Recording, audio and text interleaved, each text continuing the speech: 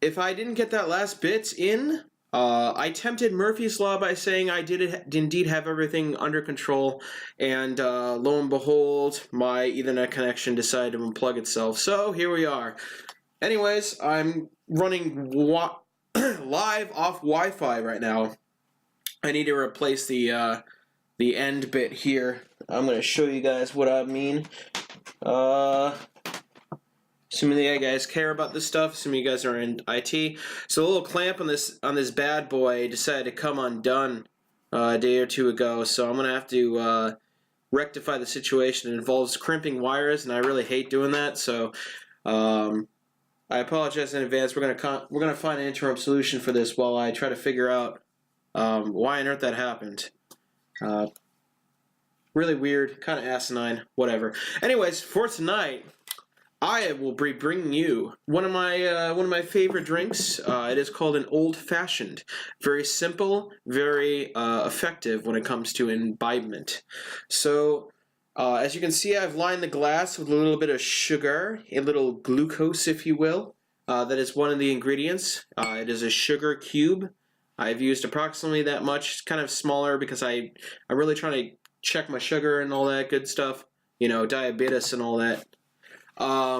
So that's one. The other one is a bourbon or a rye whiskey of your choice. In this case, I'm using this Glenlivet Founder's Reserve. I know normally you're not supposed to use a scotch in the traditional sense, but this thing sucks. And I want to get rid of it. I'm sorry. Any potential sponsorship I had from the Glenlivet is now like officially in flames. For the record, I do enjoy your 15-year and 18-year products, but this Founder's Reserve, I know you guys were trying some daring and dashing new things, and boy oh boy, sometimes when an experiment works, it works, and other times when it doesn't, Anyways, that being said, you take a shot of whatever your preferred bourbon or rye whiskey is. Oh lord, that's a little bit more than 2 ounces. That's what you get when you free pour, right? So anyways, no, that's fine. That's a big boy shot. And then you take 2 drops of whatever your bitters are. I choose Ghostrum Cherry. Just my palate. For some reason, I like tart things. So that's 2 drops of that. There you go. A little dab will do you in that case. As well, you take a little bit of a thimble and a couple of drops of water. Since it's just me, I usually just measure it out in terms of like a little pinky here, little thimbleful. And you're looking at me like, you're crazy, Zoob. Why are you doing this? Like, why are you sticking your fingers in random Nalgene bottles of water? And the answer is, very simply, it actually augments the flavor depending on the type of whiskey you have.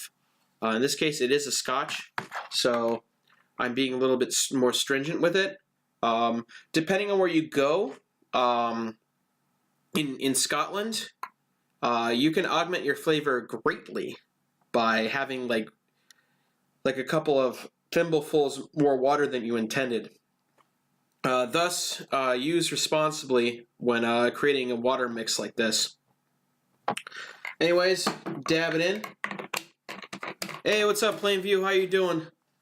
Yeah, we mix because we're playing Valhalla tonight. I figured it would make a lot more sense if we have another installment of the Struggle Mixologist. It's kind of the waypoint here. I know it's not, though. The stream is not going to be as smooth as it normally is, and I apologize for that. For some reason, my Ethernet cord decided to lose the plastic crimping of it, so I'm going to try to reduce my movements and stuff like that to make it less janky. So that being said, you're looking at a talking head right now until I get this situation under control. Anyways, here's your, when you make the old fashioned, it should look something like this. Now notice that it's a little bit lighter in color than it was before when I initially poured it. That's because of the water. In addition, we're blending it in with a little bit of sugar, so you'll start seeing like a more amber-like texture. Well, not really texture, it's water. It's a liquid, so amber-like properties.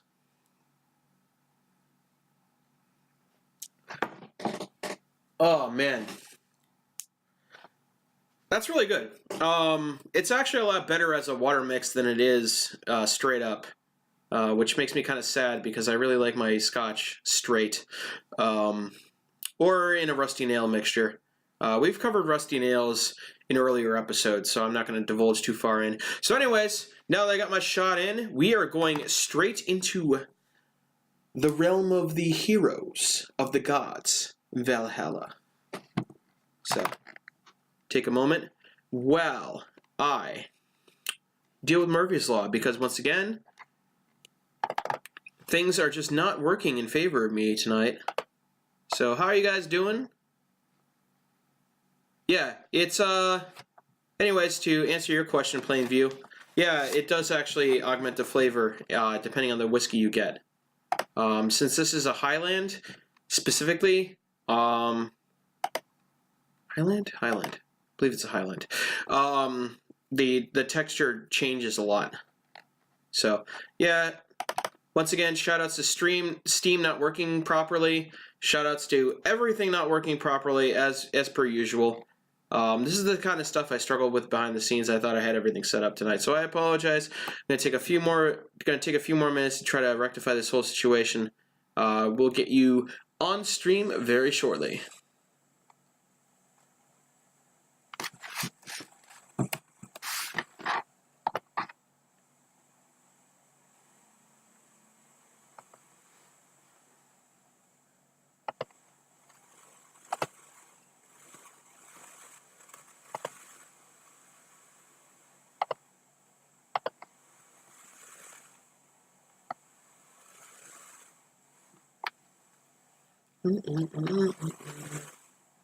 Trying to figure this out. This is annoying.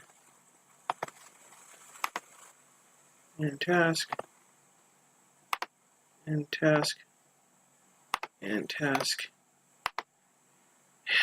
Task. And task.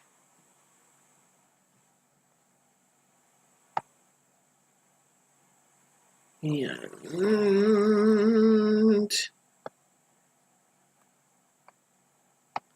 any other versions of this game are you playing? No. Okay, cool.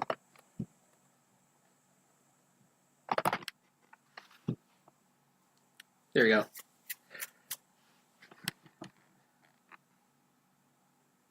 Yeah, sorry, I had to do some technical nonsense behind the scenes. We're getting Steam started up. For some reason, it decided to peter out in the middle of my stream. So shoutouts to the Steam developers there. I know you guys work really hard. I know front-end development is pretty difficult, but sometimes it's just like, you know what I mean? Like, I got stuff I gotta do too. So we're gonna view this game's library and we're gonna get Valhalla underway. Anyways, I'm gonna switch the scene again. Here we go. Straight into the arms of Odin we go. Assuming that it decides to start up. There we go. Fantastico.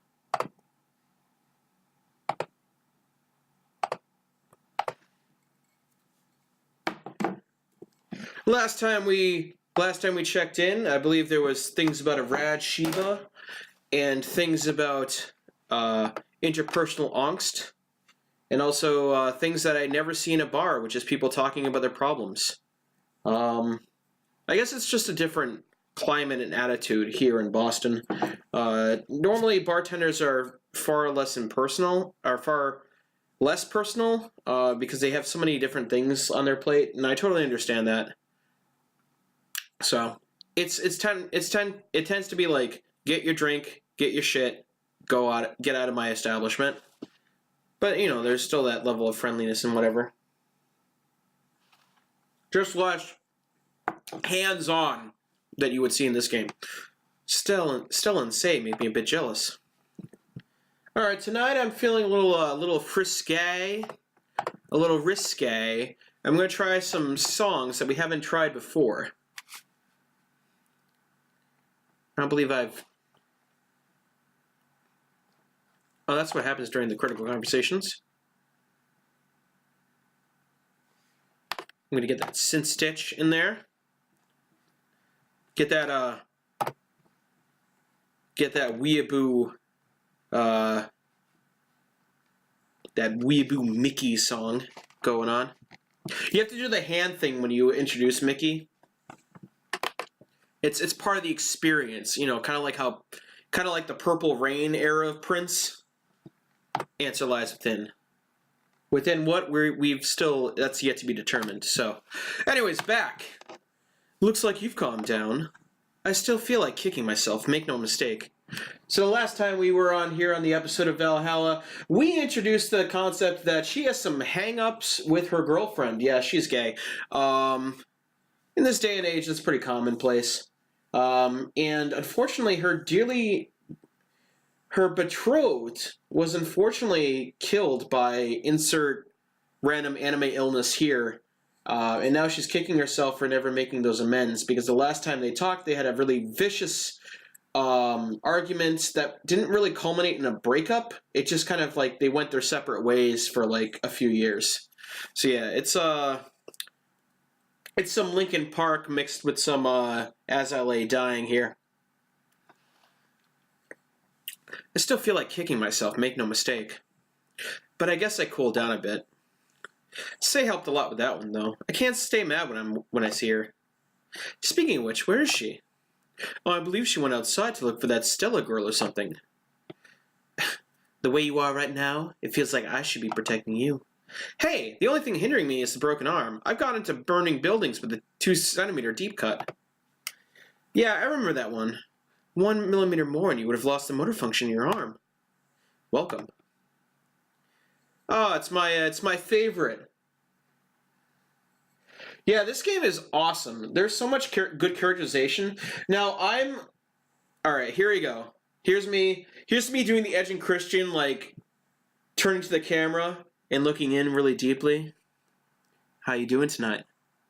But anyways, yeah, this is a very character-driven piece rather than a story-driven piece, which I really appreciate. I'm definitely of that camp where the character should dictate the course of the story, because ultimately the character themselves are the most interesting thing about the human experience is seeing people grow over time. And to incorporate that into a good tale is really the backbone of something that's lasting and satisfying. You know what I mean? Like, you guys read books where the protagonists become characters, have lives unto themselves. Like, they somehow eclipse the span of the book. Where, like, you can kind of imagine them sitting in a Starbucks, like, ordering a coffee or whatever, and you can sit down and have a conversation with them. Like, that's what good character-driven stories are. They're so fleshed out and all-encompassed unto themselves that they seem real. And I really prefer that type of storytelling over, like, plot-driven storytelling. Which is like, you know, that's not to say that plot-driven storytelling isn't great unto itself, but I'm definitely of that first camp. Anyways, segue back to the game. Ah, hello, Jill. What's this about protecting who? Yeah, I'm sort of like Stella's unofficial bodyguard, but I'm not really fit for such duties right now. My father insists I go everywhere with protection, so most of the time I only ask, say, if she feels like going out. She's trained to deal with the kind of things that bodyguards deal with anyways. And she's more fun to hang out with, too. So I'm assuming that gorilla outside is a bodyguard? That's Buster. Pretty cool guy. He played football professionally until he lost his leg in a demolition derby. What a weird internal life these people live. We offer them implant surgery for all his years of service, but he rejects it every time. Well, he got used to the replacement he's using, so maybe it's for the best. It's a thick oak branch and a metal bowl tied to its stump. And yet he can still run faster than me with it. True. Do you want something? I'm fine right now. A brandini, a big one. I'm in a good mood. So a big one is double the ingredients. So this is going to be 12 aldehyde.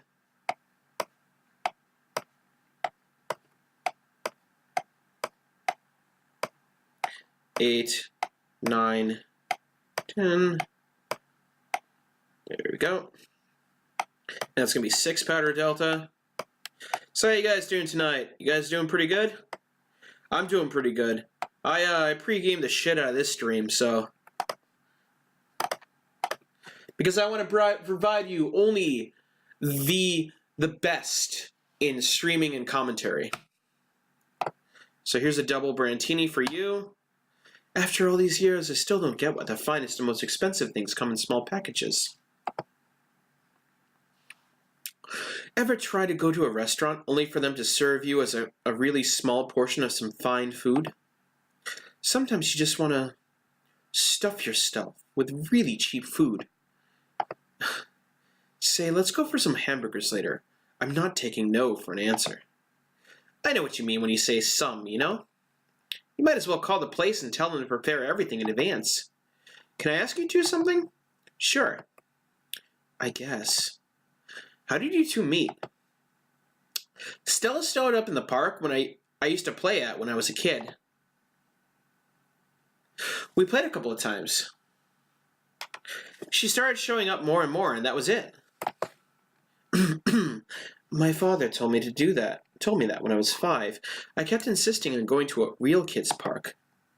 We drove for some time, and the park I liked was the one Say happened to be at. Have you ever seen a girl in a dress go to a muddy park? She learned her lesson and started showing up with more fitting clothes. But man, that's a scene I can't forget. So you two have known each other for most of your lives. I've known her longer than I've known my own father. Ooh, yikes. Stinging barbs. Why the question? Yeah, dude, you gotta get on that, man. So for those that don't know, he's part of my creative writing group. We have to kind of spur each other forward because hashtag creative matters. You know what I mean? An item? What kind of item? A couple, say. Oh, I get that now. It's funny because we actually earned a mock prize of sorts for best couple at Stella's high school. 3 years in a row. So you two didn't go to the same high school? Nope. Oh, I didn't know they were intimate. That's interesting. Don't you have any childhood friends, Jill? Childhood friends. Can't think of any. My grandpa, I guess. What kind of man was he? Gruff. The kind to eat raw Bronson roots every morning. Ugh. But around me, he was different. I have memories of him barking orders to my dad, only to turn around and play with me gently. It's interesting, though. He was my mom's dad, but after my mom and dad separated, he stayed with my dad. But yeah, he's the one that comes to mind when I think about childhood friends. Oh. Hey, Jill, what's this balloon light? A spicy drink. Tastes nice the first time, but it gets samey after a while. It's also brown for some reason. Give me one of those, please. I'll have one too. On it. Yeah, we're still not over your forever ex now.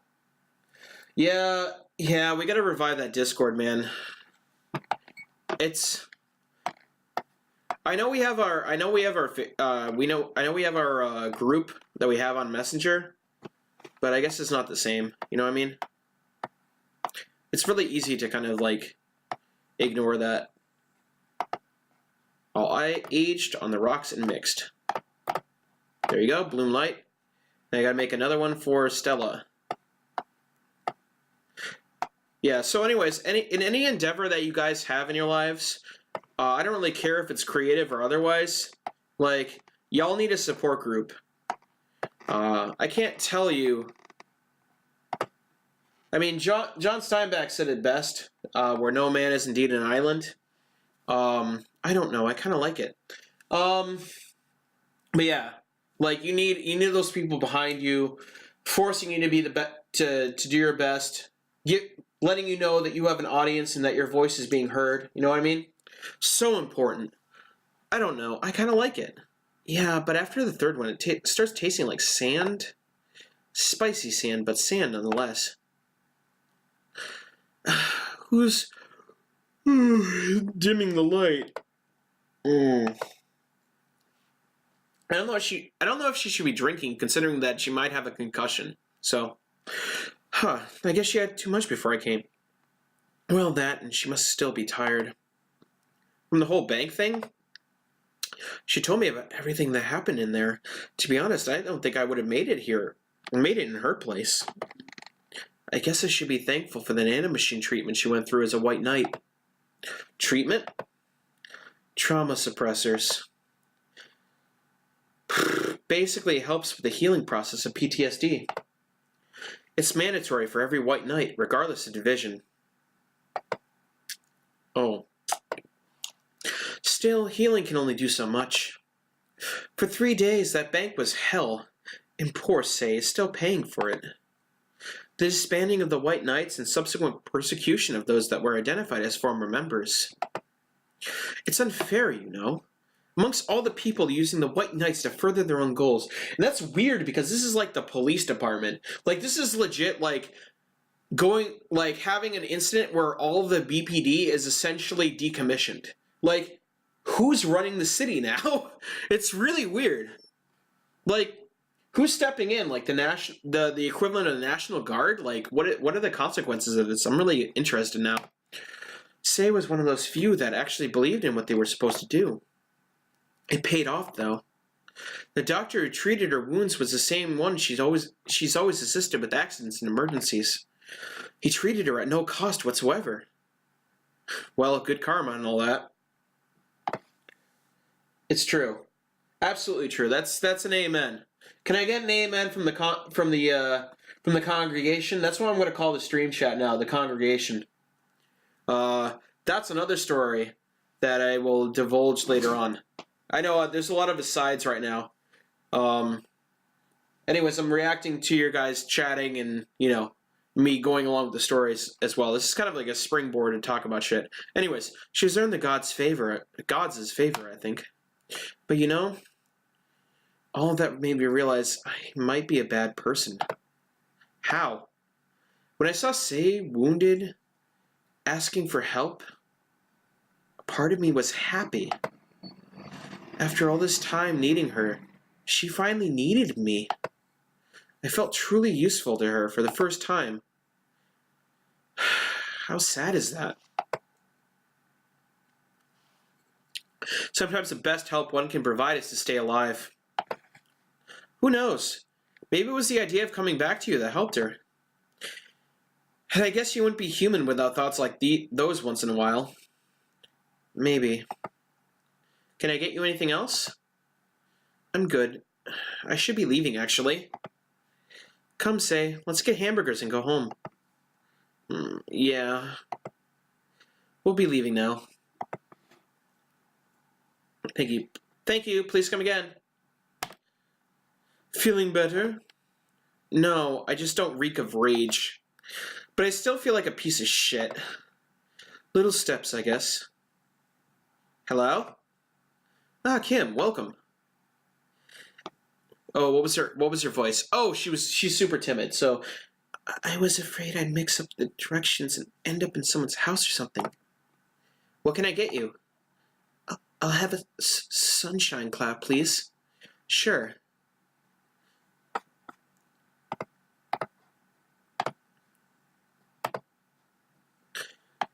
If I remember correctly, she's one that's underage, so she's gonna get a soda pop. Then you mix the shit out of this. So yeah, in another time in another life, the reason why I chose congregation as the colloquial term for the stream chat here is I was going to be a Roman Catholic priest. Here, thanks. So how's work on the web paper? Oh, I quit.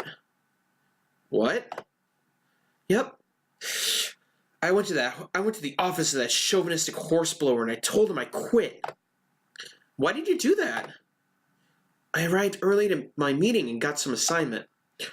I spent hours doing it only for the other bitches to come and ruin it. After that, I didn't have time left, so my supervisor scolded me. So I snapped and quit on a whim. Oh. Don't you have any second thoughts? Regret anything? I guess you always have second thoughts. Even if you do what you want, you still think, what if? Even so, I was getting physically sick there. I dreaded the arrival of every morning. I even almost... What I'm saying is I don't know what I'll do, but it's certainly better than being there.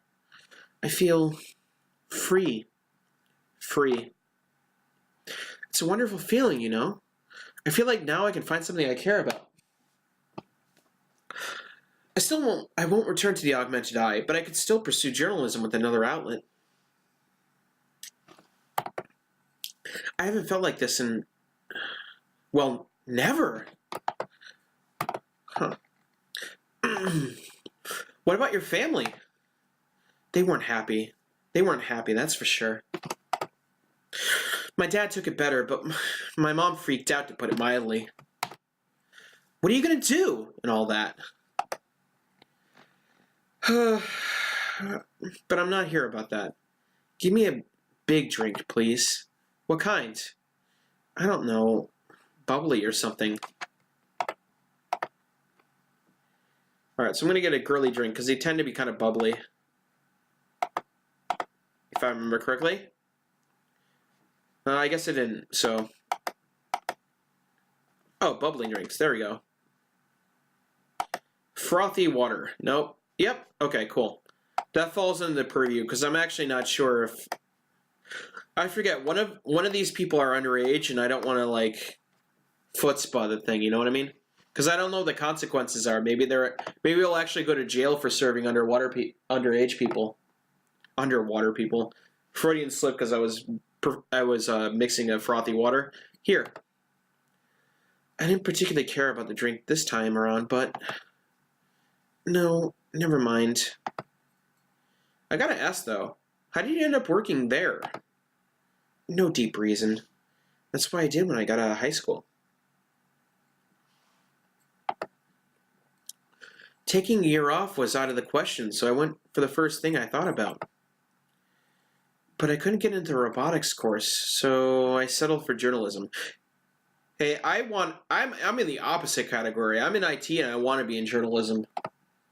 I'm all about, like, making stories, even if they are based in reality. To be honest, but I got tired of the job midway through it, but I couldn't bring myself to leave. Too much pressure from my family. It's a really common tale, I guess. Did you have troubles like those? Same story as you, I just went through the motions. From high school to college, I never really stopped to think about what I was doing.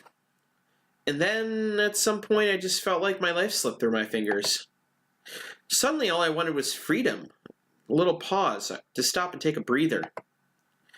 And my life went to hell for that. Fucking breather. Give me something. Something? Sorry, I just have a dry mouth. Anything will do. Alright.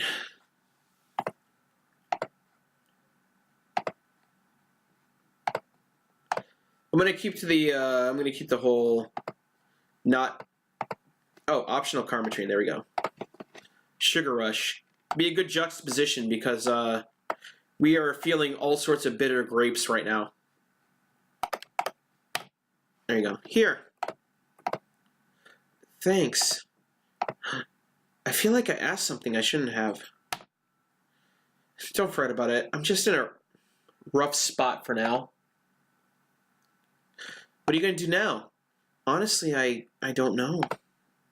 I do feel liberated, however. Like, I can do whatever I want. Study whatever I like. Work wherever I want. I know it's not that way, and it won't be easy. But I feel a lot more confident than when I was out of high school. I honestly don't get why they put young people who barely know how society works through that one. You're preaching to the choir, Kim. You're preaching to the choir. I have all sorts of problems with primary education here in the United States. Well, I wish you the best of luck. Your mental health should be a priority and all that. Thanks. I really need the encouragement. Come back if you need more encouragement. I wouldn't dare leave someone alone when it comes to this sort of thing. Thanks. Bye, Jill. Please come again. You should take some of that advice for yourself. I know. Let's call it a day for now. You need some rest. Yeah. Oh, yes! It's Best Girl. Honey! Dorothy, we're just closing. I know. I came for you. For me? Why are you hugging me? I paid her to do that. All night long. Come again? To put it simply, Dorothy will go home with you and she won't leave your side. What do you hope to accomplish with that? Well, at first it was to calm that rage you had earlier. It was either hugs or a cold bucket, and I don't promise there'll be any water in it. You calmed me down a bit, but honestly, I know better than to leave you alone for another night. At the very least, all the cuddling will give you an epiphany or something. Aww, Best Girl. That is a long thesis, but I'll give you the TLDR. I think primary education fails because of the fact that it doesn't actually teach people anything. And what I mean by that is that it doesn't teach you in terms of enrichment. It doesn't give you an appetite for learning. It gives you a rubric to algorithmically succeed. You know what I mean? It's like you're studying for a test. And when you're studying for a test, that only works within the realm of academia. That doesn't prepare you for an actual enriching life where like you're using critical thinking, where you're trying to get a job, where you're trying to understand how the market works. There's nothing practical that's being taught in primary education. It's all rubbish. Like outside of like 4th grade, there's literally nothing that you can learn from school that will help you further on in life. And I mean that, like, wholeheartedly. Like, it's bullshit. You waste 12 years of your life. No, I'll be generous. You waste 8 years of your life, because after 4th grade, it's worthless. You waste 8 years of your life learning bullshit that won't apply to anything else in your life. And more so, this is my soapbox. I'm sorry, I'm getting on a soapbox because Plainview triggered me.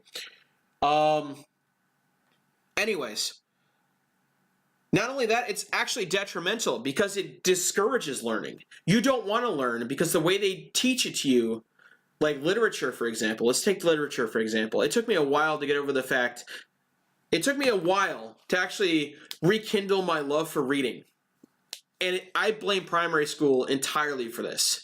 Because the crap that you're taught in primary education, like, makes you actively not want to seek additional resources and means to learn more about whatever subject is being discussed. So going back to literature, I actually actively hated reading because of primary school, because of the crap that I was forced to learn and the sterile standardized tests I had to take every time I read a fucking book. It was a negative feedback loop that was taught to me because I needed to read something in order to take a test that I didn't give a shit about, in order to get some arbitrary rubric of determining how well I was doing in the class. Rinse, lather, repeat. Nothing in life is like that. Nothing. Unless you're working for like you're working with in a work environment that carries on that model, which is cancerous unto itself. If you want to make your company tank within the first 10 years, metricize everything. And I mean that wholeheartedly. If you want your projects to fail, and I know, Google, I'm looking at you, and I know you're succeeding, but in the long term, if you continue this business model where you continue to metricize every fucking thing, every single project you will ever try will eventually fail, because the people that you're putting on board in before you guys roboticize everything and move humanity out of the picture of the work environment will fail, because It is a negative feedback loop. No one wants to work in an environment that is toxic and forces you to just constantly perform the same repeated tasks over and over again using abstract measurements to determine your self-worth. It is a toxic, disgusting environment that is reprehensible and should not have any part within our society. And I'm sorry, that's my soapbox. I'm closing it right now. There's a lot more to this that I would discuss, but this is not the time and place for it. Anyways, that's some alien reasoning right. That's some alien reasoning right there. It's not. You need hugs, many. You need some human or humanoid contact right now. You had your alone time. Now we're playing by my rules. Please take care of me. Aw, that's adorable.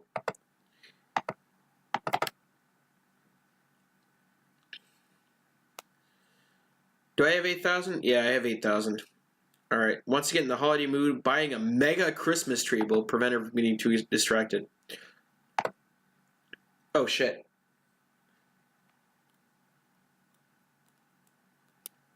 Yeah. No, it's... I feel very strongly about the degradation of intellectualism within our society. I know this is a lofty topic for me in vino veritas while playing a bartending simulator, but like it's disgusting and reprehensible. And if I ever have children, I will not make them suffer through our primary education system. I will homeschool them because that's how strongly I feel about this whole thing. No human being should be forced to suffer through the United States educational system. Period. We are working on 200-year-old technology that has no business in the real and modern world. Good evening. Oh, hey. How are you feeling? Lilium is soft and warm. Come again? You heard me. So on a scale from steaming pile of shit to just sad, where are you?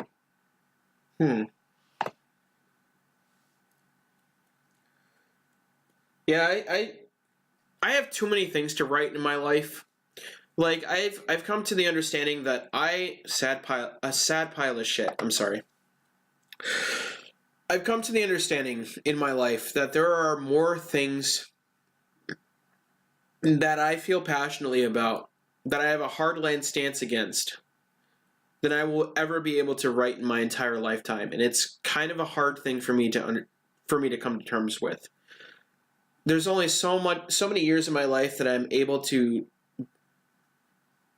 dedicate to writing and stuff like that, and there's just so much crap in this world that's problematic. That's not to say that there isn't a lot of beauty in this world too, but there is so much crap that, like, I wake up and I look at the topic and it just infuriates me. Just how inefficient and stupid humanity can be at times. And that's not to say that we don't try. We do try.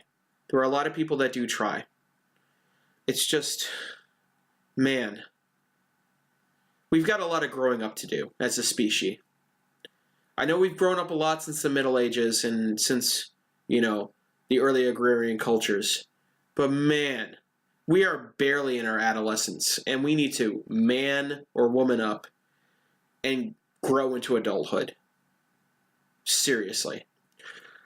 I still hate myself, but I'm still sad as hell, but how to put it? The noise stopped. I don't know if I explained myself. Sorta, kinda. So how were things last night? Cozy, I must admit. I can't believe you paid Dorothy for that. Well, if you want to call that payment, I guess. I called Dorothy to tell her what happened to you, and she was really concerned. Oh, Dorothy is the best. She's objectively the best. She's better than people sometimes. Like, this robot is, like, better than some people that I've known in my life. I know she's like a waifu character in this, but That's fucking awesome. She started for a second, saying that she had the whole night to go and she couldn't leave for free, just leave for free. I asked her how much, and she said, "Enough for this to pay for this soda I'm having is fine." Aww. It's true. There's so many freaking bumps in the road, and I wanna believe in people. I really do. Like I'm not completely like pessimistic, like completely misanthropic. I am a misanthrope to a certain extent, but I really want to believe in people. I really do.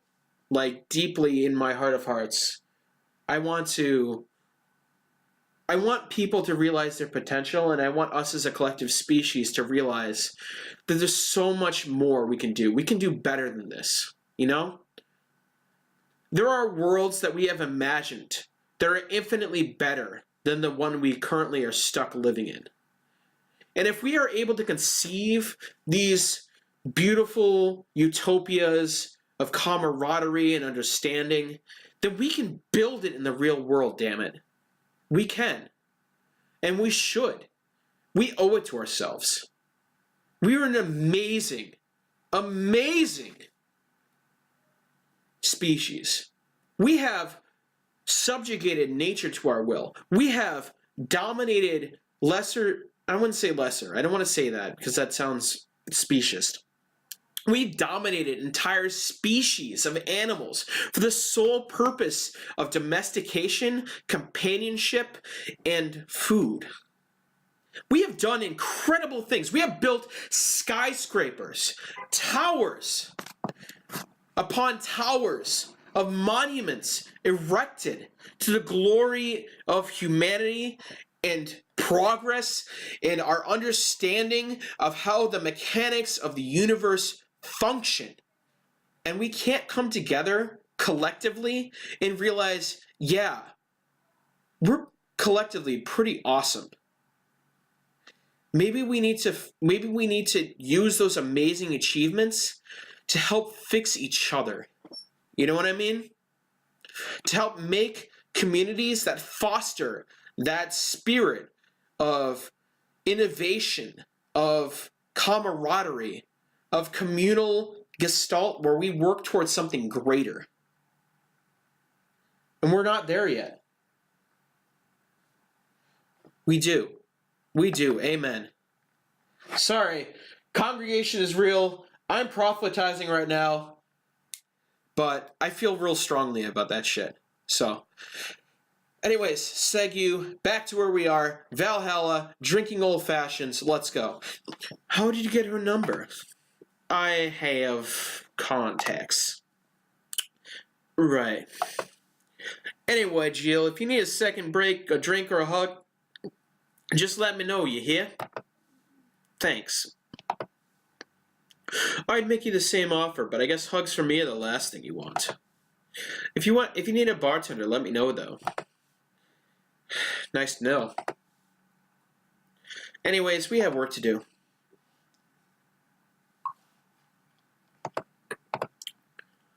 Boy, oh boy. It takes a special kind of beverage to make me disappointed when having something as simple as an old-fashioned. But, you know, speaking on that term of human potential and achievement and stuff like that, there are bound to be hiccups on the way. And I'm not holding us to an impossible standard. I'm just saying that in this particular context, this Founders Reserve,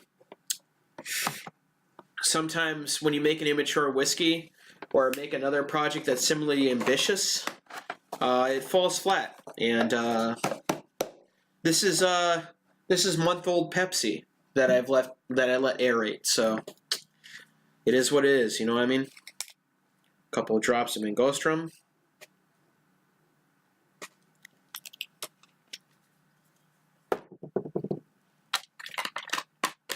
And I'm gonna dab a little bit.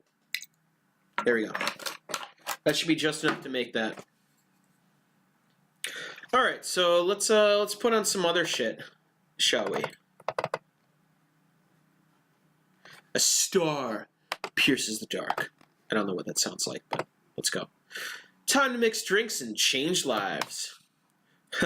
It's nice to hear that again. Did you say something? Did I? Welcome to Val... Oh, it's you guys. Oh, yes! It's Rat Shiva! Hey! Oh, what was... what was his... Oh, dude, bro. Yo, what's up, bro? Hey, be more respectful. I brought my boss here. Aren't you a part-timer here or something? My other boss. You talking to the great Nacho Tumbleweed Jr. Oh my god. Nacho Tumbleweed Jr.? Boss, I'm taking my break. I know what I said earlier, but you haven't even started yet. Shit. So, what brings you here today? I wanted to see the place that my best soldier is working at. Soldier? Wait, aren't you the dog I served last Monday? Huh? Oh, it's a you, Diana. Soldier, why didn't you tell me you were working for Dana? No, but it's not Diana, that's just Jay. So I'm guessing you're part of this whole Sierra thing. Part of it? I founded it. Humans have the best intentions, but they don't get us. So I decided to create a place where dogs can be dogs. Here, we can take in any dog without a place in this world. We created our own heaven on earth. He's fucking Big Boss! He's Big Boss from Metal Gear Solid 5! He made Outer Haven! This is the best!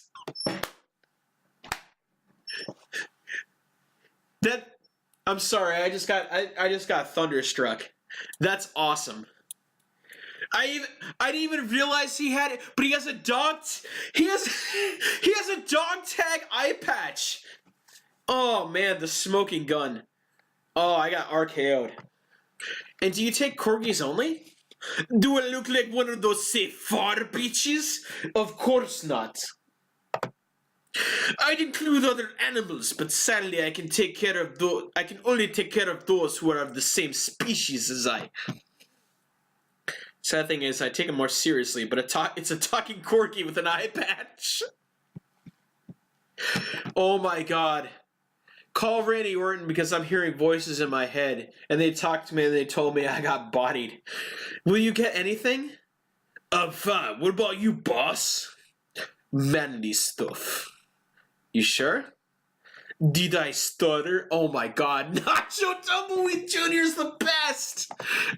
Alright. Alright, by type, we need to get manly drinks. Give this boy a pile driver. Holy shit, my guy. I was not ready. I was not ready. I was not ready for actual corgi Big Boss. That's amazing. Here. Also, the alcohol tolerance of a dog is significantly less than a human being. They can't process ethanol like we can. Yes, this is just what I wanted. Bleh! This tastes worse than my own butt. Hey, you asked for it. This is a really nice place, you know? You picked a good place to work at, soldier. Thanks. Does he really get paid? Your efforts to keep Sierra afloat will not go to waste. We'll make her better and better. I mean, we're pretty much on the verge of closing. Can Boss really afford that? We have more urgent matters at hand, though. Like the fact that we don't have enough balls for everyone.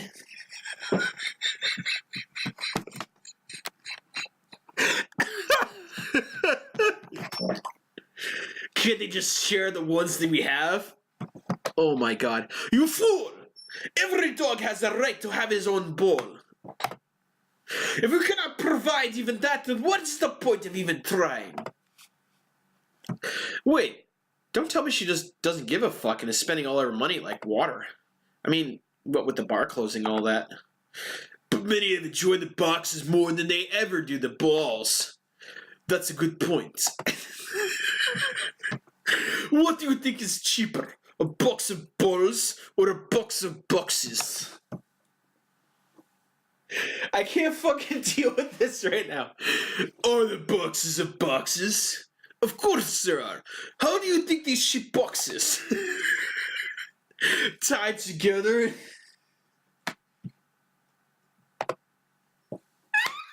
Tied together, don't be silly. Unless she's paying him straight from her pocket. Boss is that kind of woman. This world is filled with all sorts of recursive madness, you know? Doctors consult doctors. Boxes come in boxes. Bottles come in bottles. Oh, as expected from you, boss. Wait, that theory only works assuming she's actually paying him with money. For all I know, she might be paying him with steaks.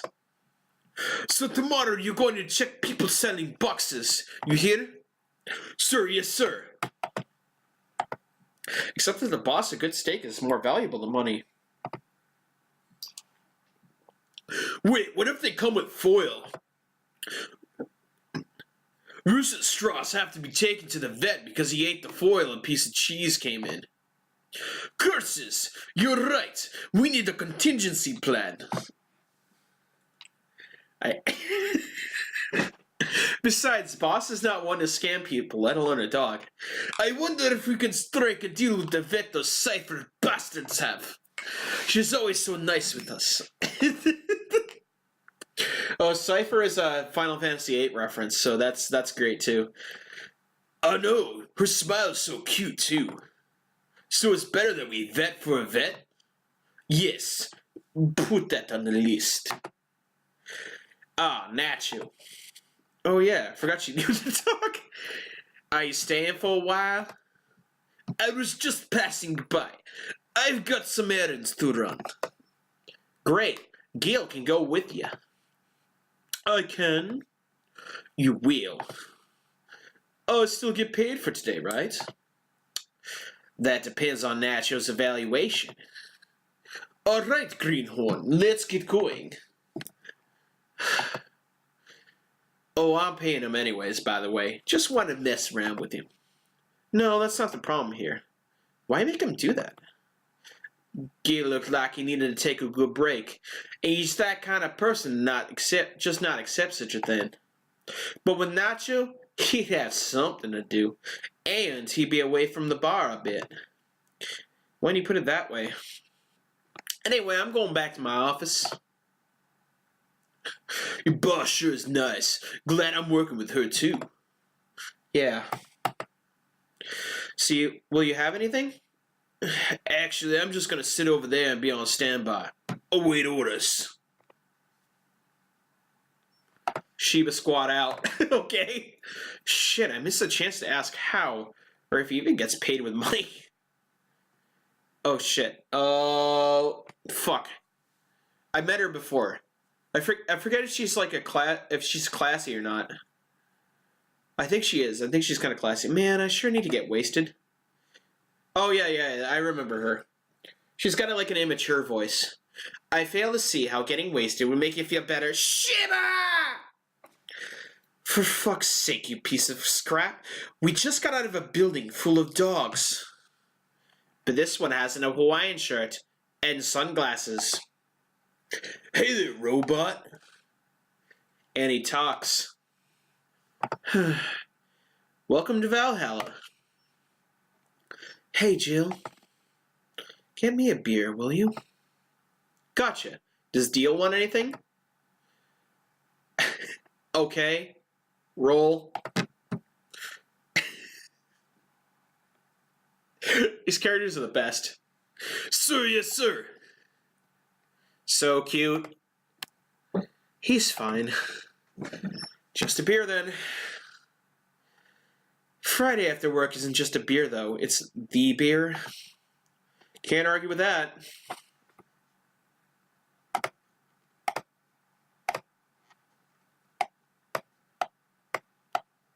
2, 1 powder delta, 1 flaner guide, 4 carbotrine, all mixed. I wonder what happens if you big shot it. I'm not gonna test the limits though. Here you go. And thus this Friday becomes better already. Hey Jill, do you like beer? The amount of beer cans in my apartment is becoming a problem, actually. I had this friend back in high school and made some pretty nice crafts with them. I'm still in contract with him if you're interested. No, thanks. The last thing I need right now is more crap taking space. So, how are things up in Dogtown? Well, that Laura girl is stirring things up for better or for worse. For worse? She's, like a rabbit. An overtly politically correct rabbit. Rabbit? Never had a pet rabbit? They're a nervous mess that gets startled over the littlest things. And this girl's on the constant lookout, scared of saying something that might irk someone. It doesn't have to be the person she's speaking with, even. It's no problem in the company, but the other day we went out and holy shit. Poor girl can't speak properly. She pauses every sentence to make sure she doesn't say something offensive. She's a nice girl, and it's sweet that she tries so hard not to offend anyone. But seriously, she tries too hard. You don't help either. Hmm? You randomly yell, "What did you say?" whenever she's within earshot distance. Yeah, well, it's just that she looks so cute when she's startled. Like a rabbit. It raises up the question of whether she's really like that, or if you're the one making her wary of anything she says. Well, why don't we test that? How? You go out with her. Why? To test if it's really me who makes her like that. It's not like you can say no, you know? I mean, it's my honor that's on the line here. I want to prove you're only talking shit about me. Even if you are right, you have quite the fixation on that girl. She's fun. Fun how? She actually reacts when I tease her. You take it in your stride, but she actually gets startled, squirms, and then gets uncomfortable. How is that any good? She's cute and her reactions are cute. But if you keep it up, she'll either leave or get used to you. You know, like me. Shit, you're right. I must save my teasing for when the moment is just right then. No, that's not the problem. It is for me. And what are you doing here? What about the dog? He said he had to go out. By the way, his name was... Say, this Laura girl, do you guys get along? I wouldn't know. We get along as coworkers at the very least. What kind of girl is she, aside from the whole politically correct rabbit thing? I bet she's Alice Rabbit! That's a hint dropped! Slow. She's the kind that does things so carefully that she does them really, really slowly. Really, really slowly. I can't deny that when she actually finishes stuff, she does a great job, but it's unnerving. She doesn't actually have to be with us in the building, though. She's more like a freelancer. Why is she there, then? Because she likes dogs. And that's why I insist that you two would make a fine couple. That's a really superficial statement. That's like saying you'd be fine with someone because you're both women. Okay, bad example. May I say something? By all means. If that Laura girl is really as bland as you claim her to be, wouldn't she be better off with a more assertive person? Lilium, a more assertive partner? Yo, piece of scrap, she's totally calling you a pussy.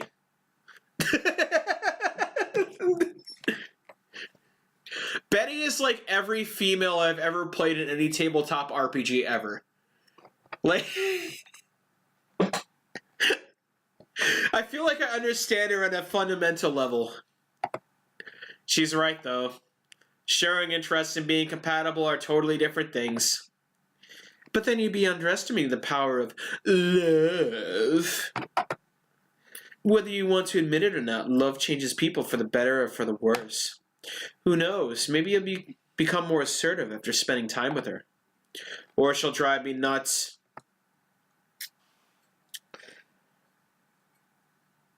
I guess that's a possibility too. See you later, Kyle. Thanks for tuning in as always. Still, why are you so insistent on me and her getting together? Because she's like a cute rabbit. So someone might try to eat her out there. It'd be a lot easier to keep her in my sight. So in short, your monthly instincts arose because of Laura. Why not see if she likes you, Aunt? You already tried to hit on her, didn't you? You make me sound like some skirt chaser. She's not into girls. How did you find out? I asked her directly.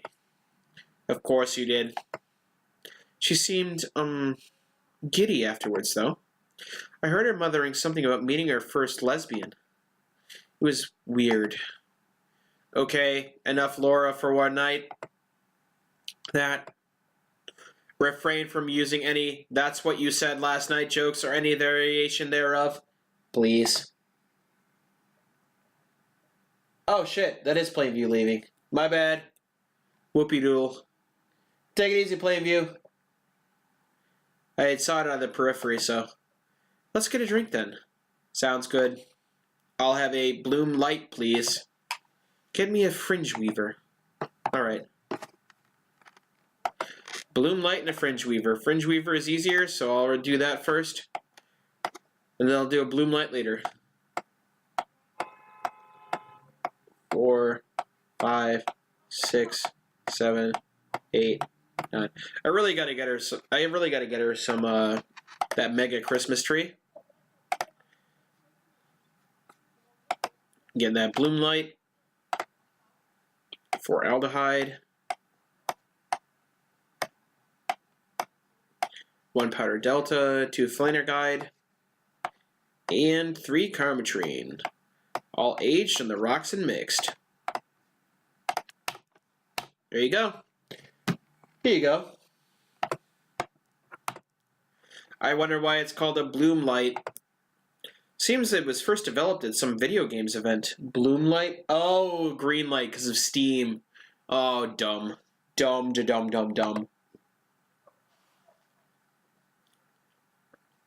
The creators said something about making their attendees feel like their customers do. Said attendees were, of course, part of some big games company. Seems that company always used too much bloom lighting, so the bartender would literally make them drink all the bloom. So it's not called that because it glows in the dark. Not this one, no. Come to think of it, do you ever change because of relationship gel? That's a loaded question. Holy shit. We're probing the deep, dark parts of the human experience tonight. The dank parts, if you will. I already had a soapbox. Like, we're talking about relationships. Whatever that means, you know what I mean? In more ways than one, I guess. I guess it's appropriate, considering that, bars, in narrative purposes, are supposed to be the more, like, open environments where we talk about the full breadth of the human experience, the common things that entwine us together as a collective. Would you say for the better or for the worse? I guess for the better. I'm too thick-headed to develop any new bad habits. Although, thanks to my first boyfriend, I did pick up a very annoying habit of correcting people's grammar on the fly. Pretty annoying when I think back to it. So you were one of those kinds of people. As for me, sometimes I think I become more, what's the word? Cynical, jaded, bitter, tired of the crap this world and everyone in it throws on a daily basis. Hey, I'm just quoting you. But yeah, I think I become all that because of this one girlfriend I had in college. She got me to this whole activism thing in the first place. How is that bad? We all go and protest. We'd start all kinds of movements to see if things changed. I really got into the whole thing. But whenever I wanted to get more serious, I'd find myself coming up against a wall. Ooh, we're going into nihilism, huh? That wall is an analogy for the fact that not everyone was willing to go that far. I found out pretty fast that most of them were in the whole thing because of some shitty fad. Not because they actually believed in whatever movement they were championing. So I moved from group to group, only to find that people who were in it were because of a fad. And when they were not in it because of a passing fad, they were of the dangerous extremist kind. My tolerance for people's shit was greatly diminished after all that. Betty's pretty great. I kind of like Betty. So it wasn't so much the person you had a relationship, but rather other people. You seriously never thought about it that way? You need to stop putting the blame for what you do on past relationships. Whatever. Where's the other guy, by the way? He had to escort one of the dogs outside. Figures. Oh yeah, the one that was here asked if you were the nice vet lady that works at the Safar toy company. I suppose he's interested in talking to you or something. Why didn't he do it then? I don't know. You've been doing a few jobs on the side, haven't you? The pay from the dogs is enough to keep up with the mounting debts. I don't know how you do it. It's hard to believe dogs pay you at all. But this is coming from someone working in a place that pays a dog for doing fuck all. Or at least I think we're paying him. I'm not completely certain we do. Will you get anything else? Well, we're fine, but we have to get up early tomorrow, and by we, I really mean her. She got invited to a picnic, and I won't stand to hear another he had to go to a picnic with a hangover story. Fine. Let's go then. See you, Jill. Bye. Please come again. Man, you're such a party pooper. You'll be the party pooper tomorrow if you keep drinking. Boss, I'll take my break. Call me if someone comes. Alright.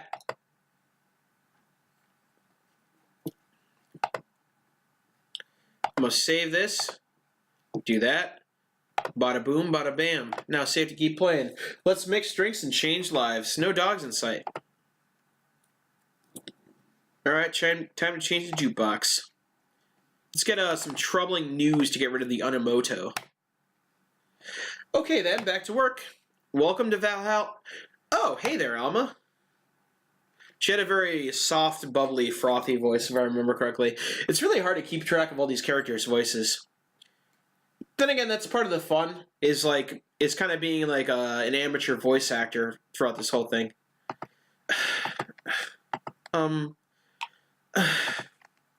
She seems down. Maybe there's something I can give her to cheer her up. Shall I give her something sobering, or shall we give her a bad touch?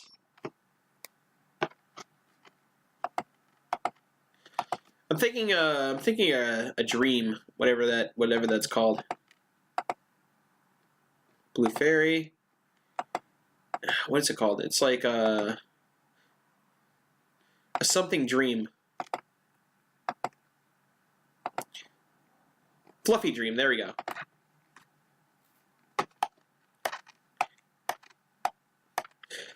Looks like my homegirl's got a bit of problems, so I'm going to drop some Karmatrine in this.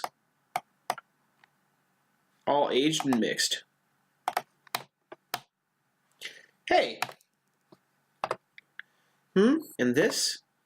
It's on me. Drink, so you at least change your expression. Why not just say you're worried about me? You got the message anyway, didn't you? Huh. So, how is it? Well, it has alcohol and I'm in a bar, so... good enough, I guess. She always gets a bad touch, yeah, but we spice it up. I got you to speak, that's all I wanted. What? You're gonna jinx me or something? No, but you being down and silent is uncanny. You're making it sound like I'm some sort of windbag. You know what I mean. Yeah, I do. Thanks. Just why are you deflating? Deflating? When I got sad and started sighing repeatedly, my grandpa would warn me I'd start deflating like an old tire if I kept it up.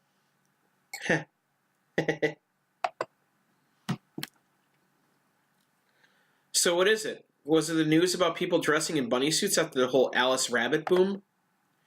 Nah, that's old news. I mean, it is a problem, but such a thing would only annoy me. Say, Jill, how's your mood right now? I want to ruin it by blowing off all my stored steam. Silly Alma, I've been feeling like utter shit the last couple of days. You can't make me feel worse. So go ahead and wind all your worries on me. Don't say I didn't warn you. Okay, so remember my sister Diana? The one that separated her husband and forgot the kids while fucking her way around or something? Excuse me. Perfect summary. I'll use it for next time. I didn't specifically tell you the whole story then. More super specifically, that she threw her husband out after months of abuse. Oh. However, that woman is incapable of getting a job and maintaining herself. And I mean that. She never even thinks about selling some stuff or trying to earn her bread.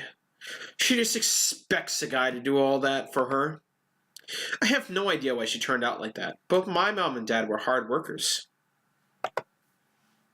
They even started a small shop to have something to do after retirement. Huh. So, what does this fully capable woman do a couple of weeks later? Why, bring her abusive husband back, of course. What? Yeah, and the guy spent a couple of days with her before leaving again. He had a nice couple of hot, steamy nights and then left. Well... Huh.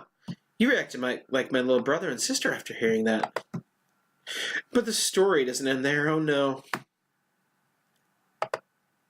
So she's broke and can't even get enough for a bus. Even though she'd probably be glad to sell her ass just to get money. And it was up to me to pick her up. For the last couple of days, she left her kids with my parents. And being such as sweet angels, they made a mess out of the whole place. Bernardo and Ava are actually staying with me a couple of days to give them some peace. It doesn't help the fact that I never got along with Diana. So we're in a car and she asks how her kids are. And of course, after all that built-up tension, I just exploded. First, I started ranting about how her kids are growing up, seeing some messed up stuff.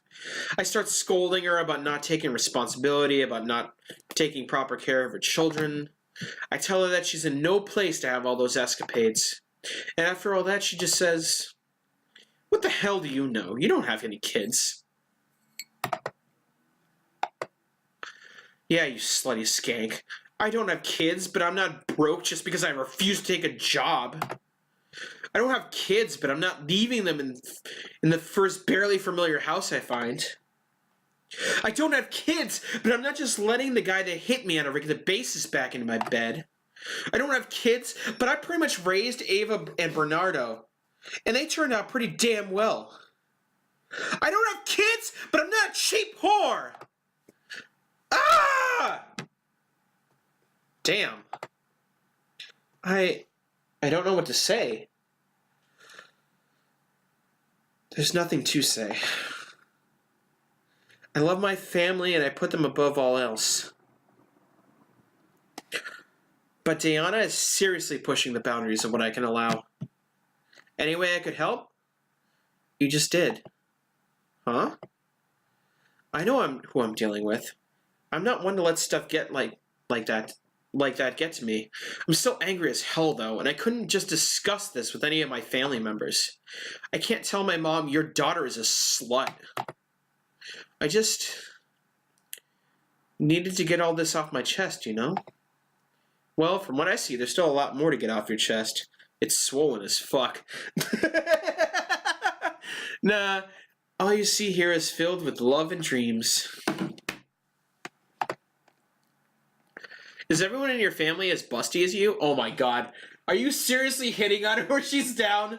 Oh my god, Jill, you're the worst. And the best at the same time. The worst offender is my dad, actually. Kidding, kidding. I guess the only one that didn't get the big boobs gene was Ava. She insists on getting surgery or genetic treatment, but I tell her she's fine the way she is. These can actually be more of a hassle than a blessing. And poor Bernardo, his breasts actually started growing when he was 8. What the fuck? I just hope I don't take too much from my mother's side of the family. My father's sisters look quite young, but when menopause hit, my mom lost her looks rather quickly. Any good genes you got from your family, Jill? Good enough skin and hair, I guess. There's a thing about a shrimp allergy, but so far I haven't had any problems with that. Yeah. I don't know. I think shrimp is disgusting, and I also have a crustacean allergy. So, rest in peace. Any chance that I have to go to Red Lobster ever? Oh, I see. Hey, you know what worries me most about the whole Diana situation? How your nephews are turning out? If she leaves them with my mom, they'll turn out better than her. Somehow. Actually, what worries me is, what if I end up like that too? How so? If I find a good man and I settle down, what if he turns out shitty? What if I have a sudden burst where I want to live my life and end up like that? Yikes, dude. What if I have kids and I end up neglecting them because of all that? If you ask me, the fact that you're even worried about that is indication enough that you'll be fine. You think? I'm pretty sure. You said before that you pretty much married the guy after a couple of months, right? Yeah. No offense, but those are the kind of people you wouldn't even think about it. Wouldn't even think about all that. Besides, if any guy ends up marrying you, it's because he passed your irrational standards. Hey. Am I lying? No. But there are things that are best kept as unspoken truths. I wonder if I'll ever find a good guy. You will. You'll know when the time comes. You won't. Everyone will marry someone that's bad, that's gonna end up being at baseline neutral for them. There's I have a whole thesis about that too. This whole Prince Charming shit. That's another In Vino Veritas night. Actually, that might be a pretty good idea for a series where I answer and tackle all the aspects that I have from a higher perspective, like the abstract stuff, like not really abstract stuff, but like the higher minded stuff, like higher education, like relationships, that type of thing. Like that actually might be a good. That might be a good series. I could probably do that. I don't know. It depends on whether or not you guys want me to do that. I sure hope so. For now, the time has come to get another drink. What can I get you? Get me something with ice, but alcoholic, please. All right. Ice and alcoholic. Let's see. Literally just anything, right? All aged and mixed, on the rocks and blended.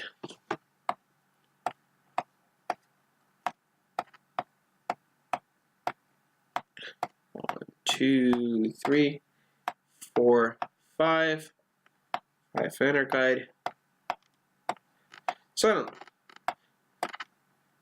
That actually might help me too. I have a series. I have like a series of notes that I write where I kind of just like automatic writing outbursts. I've been calling them kind of confessionals. And I might publish that at a later time where it's literally just like a bunch of like scrapbooking, just like raw, like, just like raw writing. But I use that to kind of like clear my mind and stuff. But I think I would call it IVV or In Vino Veritas, which comes from Cicero, which means in wine truth. in Latin.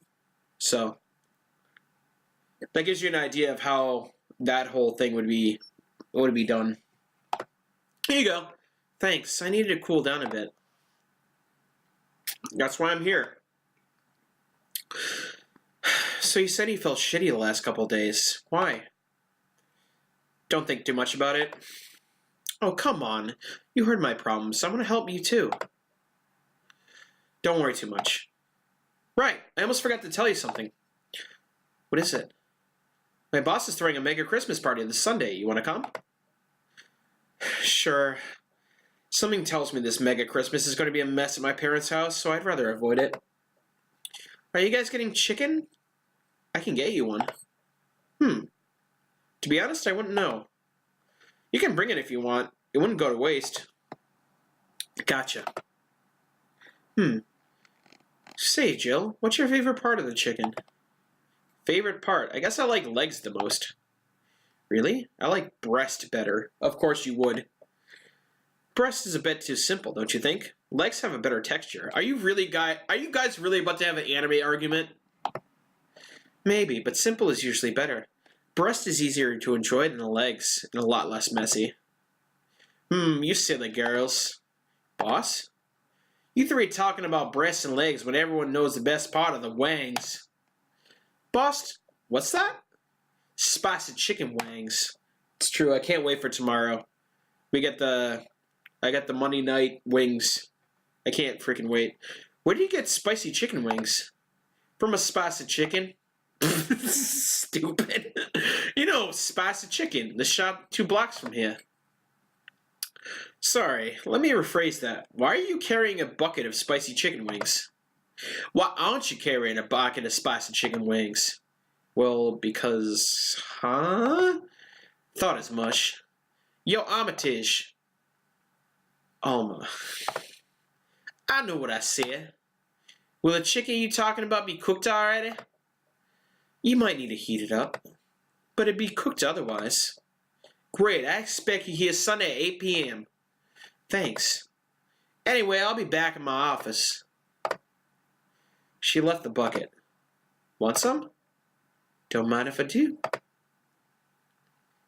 Oh, mild spice. Nice. Weird. Maybe she got a mixed up order and that's why she left him here. She usually orders stronger stuff. I found buckets that would make my throat itch just from being near them. Oh. Say, Jill, what kind of guys do you like? That's a sudden question. Is she bi or is she straight lesbian? I forget. I'm not too picky with guys, to be honest. I want them to be decent enough. Not jealous, not aggressive, responsible enough to keep a job. That's no good. Do you like them buff? What about tall? No tattoos or piercings, I guess. Never liked either. What about you? I like them well-dressed. If they go out in iron shirts and well-coordinated clothes, they're sure to catch my eye. Some muscle's always fine, too. But sharply dressed males catch my attention faster. And yet, you're still single. That's how I like my men. My potential husband, on the other hand, is another matter completely. I see. So, can you get me a drink here? The spicy wings turn out to be spicy. What do I get you? Anything, as long as it helps me with the spiciness in my mouth. Okay. I see that we have some recurring flavor text. Make it something simple. Give her some booze so she gets more, so she wants more drinks. Here. Whew. Helped. Thanks. Alright, so next question. I don't think I've ever had this, like, layer of dialogue with it. I'm kind of still, like, trying to figure out what I am when it comes to this kind of thing. In vino veritas. What kind of girl do you like?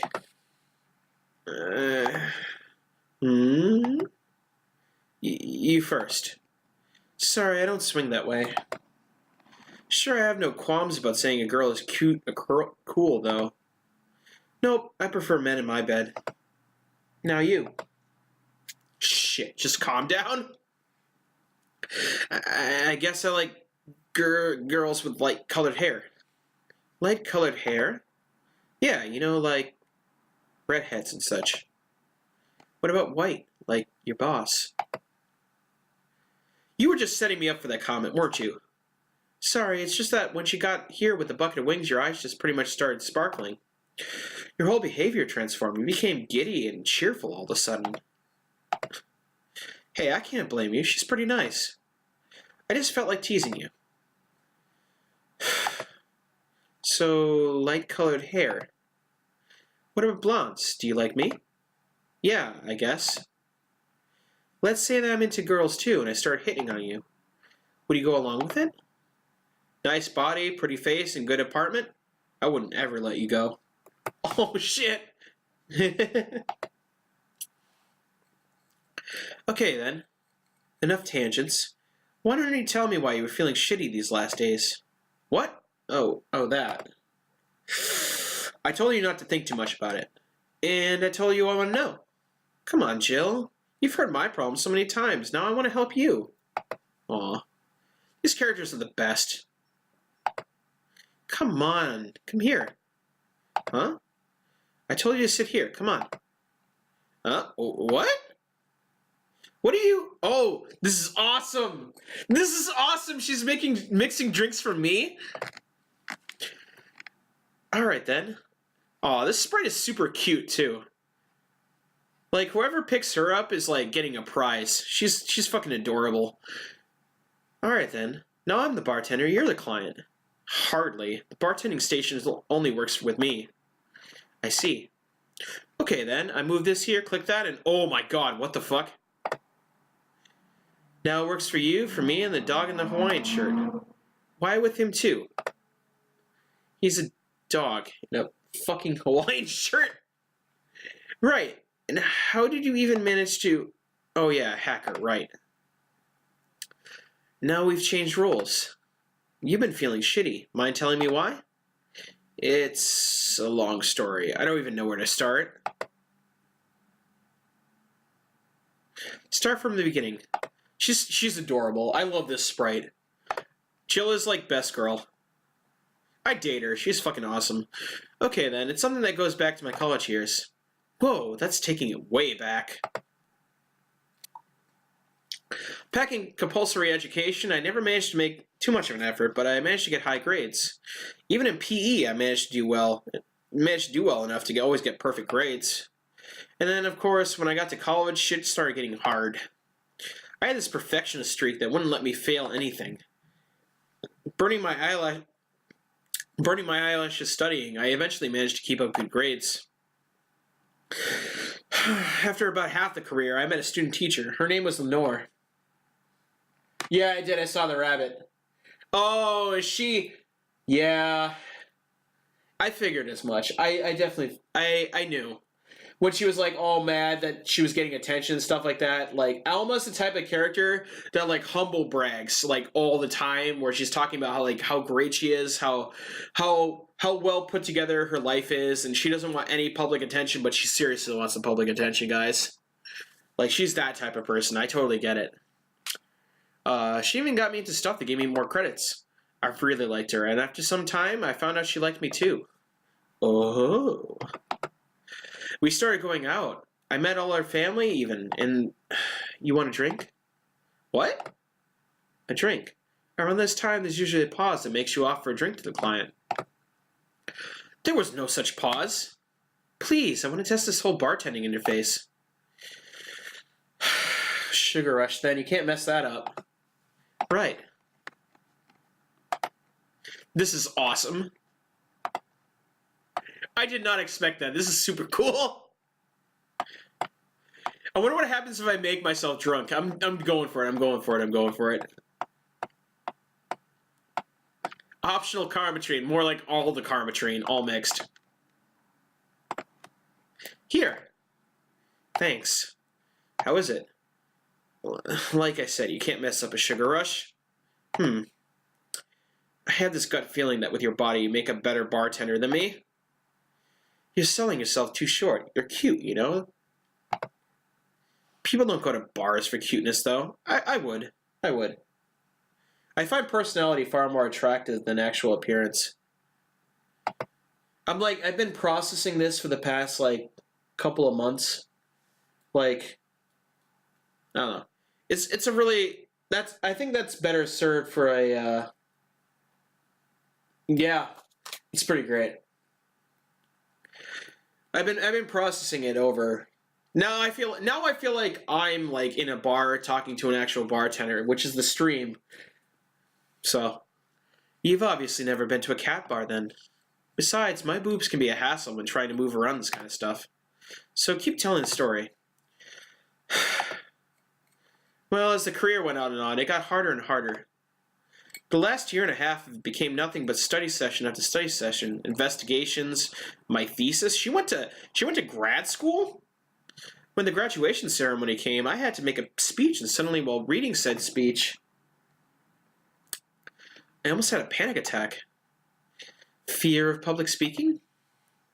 I realized I lost about a year and a half of my life. I try to remember if I did anything fun at all, but all I could remember was studying and investigating new topics. I didn't even enjoy doing all that, so I was just standing there, and the satisfaction of graduating was minimal. I realized I had only gone through the motions day after day from high school to graduating. I felt like whole years of my life had slipped through my fingers. I never stopped to think if I enjoyed what I was doing. In fact, I never stopped. But at that point, I stopped and realized I needed a breather or something. Did I even like that career? It was all terrifying as hell. I needed all of my strength to not start running like a panicked mess.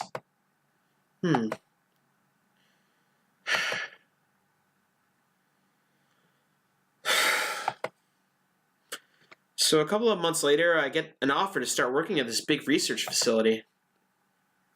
Lenore was ecstatic. She was so proud of me back then. But I was just scared. That would be my job. I'd spend my life expanding on what I did during that year and a half. What if I had a sudden realization like the one I had at graduation, but when I turned 40? I didn't know what to do. But I sure as hell wasn't taking that offer. I told Lenore. She freaked out. She confessed that she was jealous because she never got such a chance.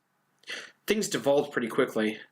She said one too many things. I said one too many things.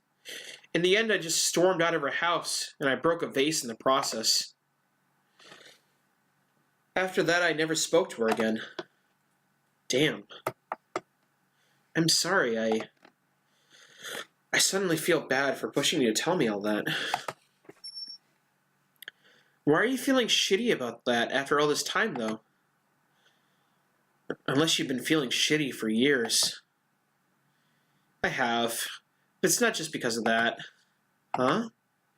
The other day, Lenore's sister, Gabrielle, came to this bar. Apparently, Lenore died last week. Localized nanomachine rejection. A heart attack. Apparently she had it for a long time but never told anyone.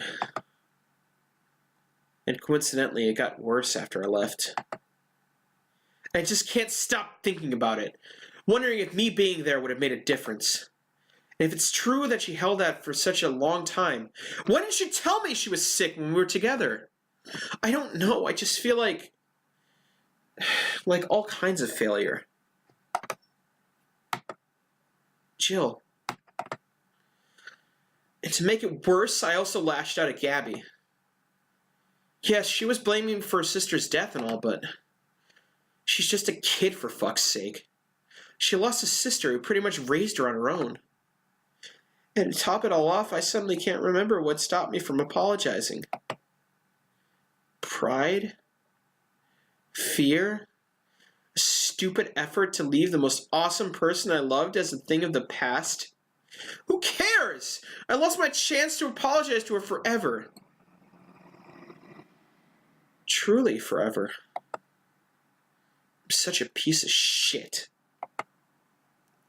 Selfish piece of shit. I honestly don't know what to say. I didn't expect the story to be this. Yo, boob tender. Yes? Can you get me a big beer here? Coming right up.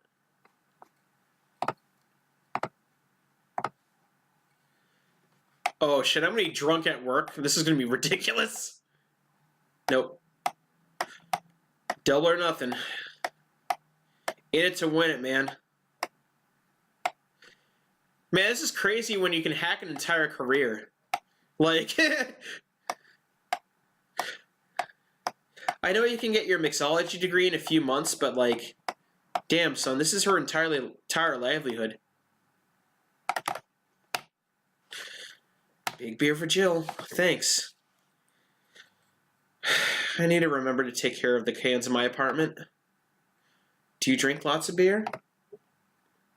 One of the perks of the BTC-issued liver implant is that I can drink lots of beer without getting too wasted. Oh, you're a cyborg? Oh, shit, dude. Yo, she's waifu for lifeu. Oh. Hey, Jill, what kind of girl was Lenore? Well, she was calm and smart. Back in college, I was too thick-headed and I got riled up easily. Stressed was my default state. So, just like you're behaving right now. Shut up. I was worse. Can't picture that. Don't. It's embarrassing. Anyway, she was always there, finding a way to cool me down. She was also able to hold conversations about pretty much any topic. One time I saw her go from talking about video games to talking about sports. All of that variety while still being a hardcore scientist. She'd always push me to social interactions. If she saw me by myself, she would drag me with her. Aw. Watching people is fine, but talking to them is better, she would say. Lenore would always present me to her many acquaintances as the girl I don't mind cuddling with for hours. Oh, no, my heart! Don't do that to me! I'm gonna miss her. After a point, I didn't even think about getting back into a relationship with her, but she was such an awesome person. I just wanted to apologize. And now, you know, in a cruel twist of irony, she's the one that made me pick up bartending. Oh? Back when I was thinking about what the hell to do with my life, I remember a night we spent at the club. She started talking about how the drinks were synthesized, the chemistry involved, the reactions and all that. Everything sounded so fascinating. I remember saying that her talk made me want to start mixing drinks. She said, if everything else fails, why not try bartending? Huh. Interesting. You okay? There's some value of okay. Yeah. It's just, I wanted to thank you, Alma. Thank me? I guess I just needed someone to tell all of this to. And you were the one. You volunteered yourself. You insisted on listening to me. You stood there, listening to the whole thing from beginning to end. I know I might not be the best, most expressive person, that I'm not one to spout love and fluffiness, but I really like you. Maybe I'm just a bartender and you're just a client, but I really appreciate your friendship, or at the very least, your patronage. I really enjoy working for you. Oh, you're gonna make me cry! Why are you doing this to me? Jill, are you dying? Shut up. I'm trying to have a heart-to-heart here. Sorry, it's weird for you to get so sappy. Well, I just realized the saddest thing is that I just realized the saddest thing is how I'll never be able to make amends. And it hurts like fucking hell, you know? I never, and I mean never, want to feel that way ever again. I don't want someone to suddenly exit my life and have my last memory of them involve something nasty. I don't want the lingering grief of having burned a bridge on a whim. I want to avoid that at any cost. And if that means breaking character every once in a while, so be it. Oh, this is fucking... Ah! God damn it. I was not ready. I was not ready.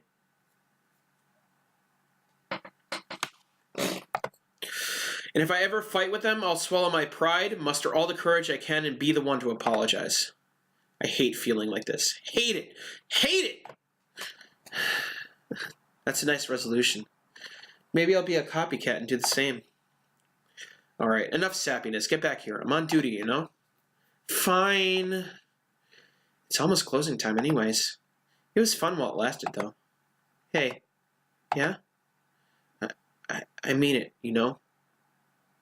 Thanks for everything today. Silly, Jill. You listen to my problems and I listen to yours. That's what friends are for, right? Right. I'll be leaving now. Oh, before I forget. Did you ever talk about all this with your parents? They know the basics, but I haven't told them about the Lenore's death yet. Why don't you do that sometime? I don't know. I don't want to bother them with my problems. Don't be silly. They're your parents. They live to share your problems. You should try having a talk like that with them sometime. They'll appreciate it. Anyway, I'm out. See you on Sunday. Aw, take care. Ah! Ah! Ah! I'm sorry. I need to take a moment. That hit me with the feels. Man. I love these characters. I really do. Oh, I love these characters. That Alma girl sure is nice. Boss, did you hear all that? Not all of it, but a good chunk at the very least. Your expression changed a lot already. It did? You look happier, that's always good. Anyway, let's call it a day. I expect an even brighter Jill tomorrow. Right. Oh yeah, boss. About those chicken wings. Fucking idiots of the spicy chicken. Sorry, Dana. We won't have enough spices for your order until tomorrow, they said. Is that how they treat their regulars? Call the manager. Oh. God, that was like... I got triple RKO'd. Like it was an RKO party. Boss?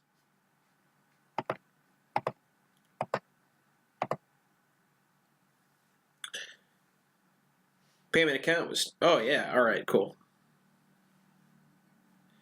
She wants that mega Christmas shit. So let's buy Best Girl. Let's buy Best Girl something superfluous.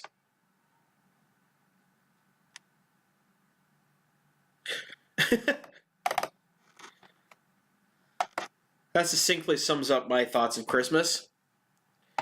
And I know it was supposed to be ironic, but mine are definitely not ironic. I'm gonna save this right now. I'm not gonna lie, my guys. I'm pretty friggin' hungry right now. And my mind is wavering towards that Chinese food I have in my refrigerator, so there might be a break. Good evening. Ah, hey, Jill. How are you feeling? I won't say good, but not that bad, I guess. That's nice to hear. Where's Gil? Did he run away again? Nah, I have him on errand duty, buying drinks for tomorrow. That sounds weird, coming from the owner of a bar. Every drink from here would come out of their own fund. Every drink from here would come out of our own funds. So if we're going to spend money, we might as well get more variety. Besides, those kinds of walks are always good for Gil. Salute. You're the boss. Who's coming so far? Well, there's the three of us, the dogs. You invited Titty Hacker, Jill. You invited Titty Hacker. Gil invited Jamie. Oh yeah, I also invited Dorothy when I called her to spend the night with you. Ah! Best girl! Sounds good so far. Invite anyone else you feel like inviting. The more the merrier. I could, but I feel like everyone's made plans by this point. That's true. I'll be in my office. Call me should anything arise. Alright.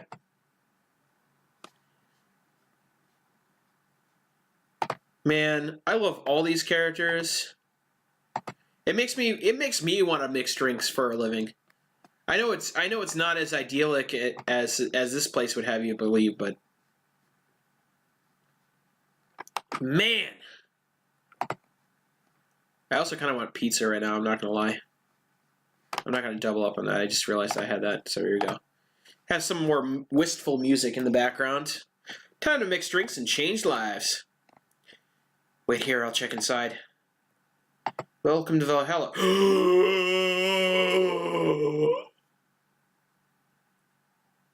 Oh, yes. Oh, a BTC bar. Excuse me, do you know where the Athena Convention Center is? Why does that place make people get lost so easily? They should have called it the Minotaur Center. Jokes, mazes. Hold on, let me scribble the directions on paper. Thanks. Go to the right when you see a building filled with hobos. This should be it. Thanks a lot. Anything else I can help you with? What the hell, I'll have a drink. What about you? Yep. Brantini, please. Right.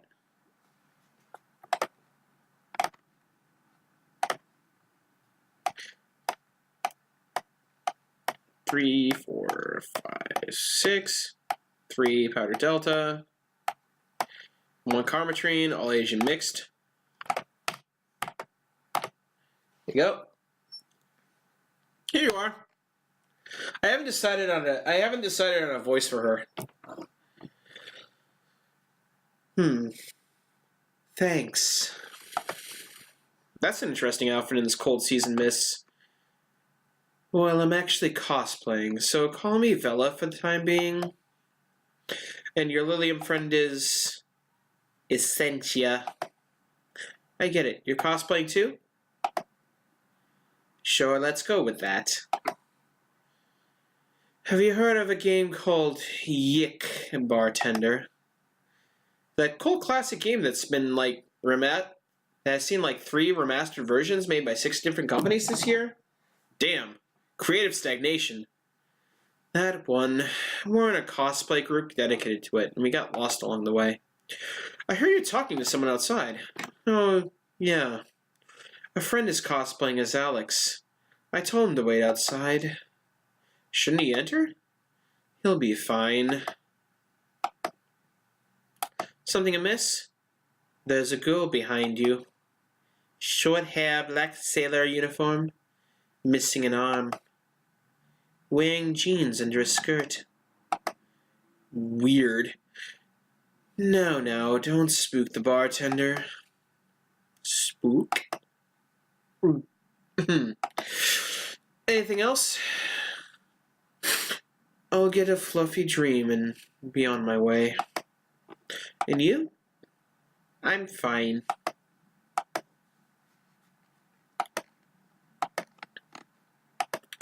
Yeah, that Lilium makes me feel a certain way. She's just staring at you. I wonder what happens if we go all in on the Karmatrine. I'm doing it.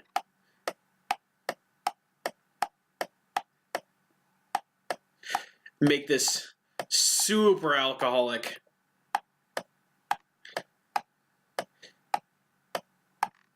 Oh, I can't have any more?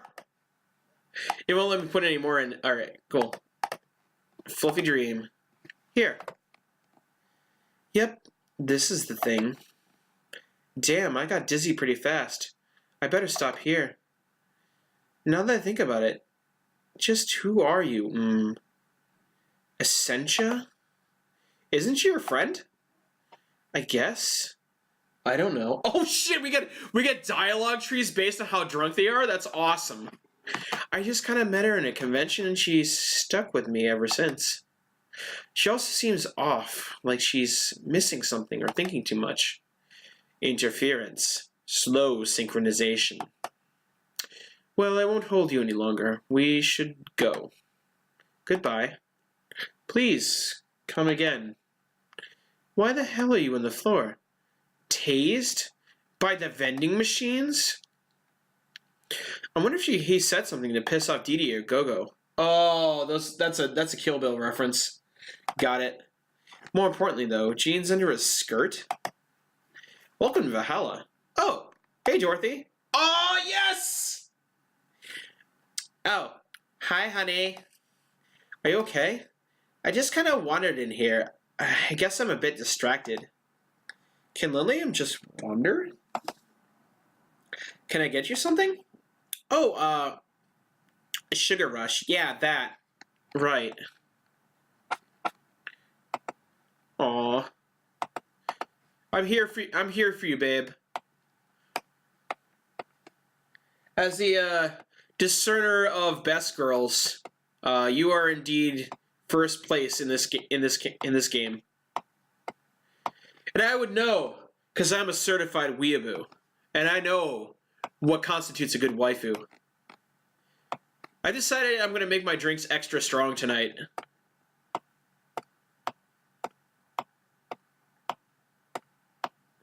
Alright, that's about as spiked as I can make it, so here we go. 1 sugar rush. Thanks. Seeing her down is so weird. So much silence. By the way, thanks for staying with me the other day. Turns out I really needed that. So, did you enjoy the soda? Oh, did you find that one out? Was this supposed to be a secret? No, but don't go around telling everyone about that. I did it because it was you who needed my help. But Hug Night is usually one of my most expensive services. Aww. God, you're the best. It is? Hey, I don't know if the client has body odor or something like that. Not to mention, it limits the chances of getting any other clients that night. Still, did it help? Oh, yeah, it helped me cool down a lot. So, from what Dana told me, someone close to you died, right? Yeah. Do you want to know more about it? Do you want to tell me about it? Brought it up enough times, I think, already. No problem, then. You were sad, and that's all I needed to know. Aw. Sorry for the loss, though. I mean it. Thanks.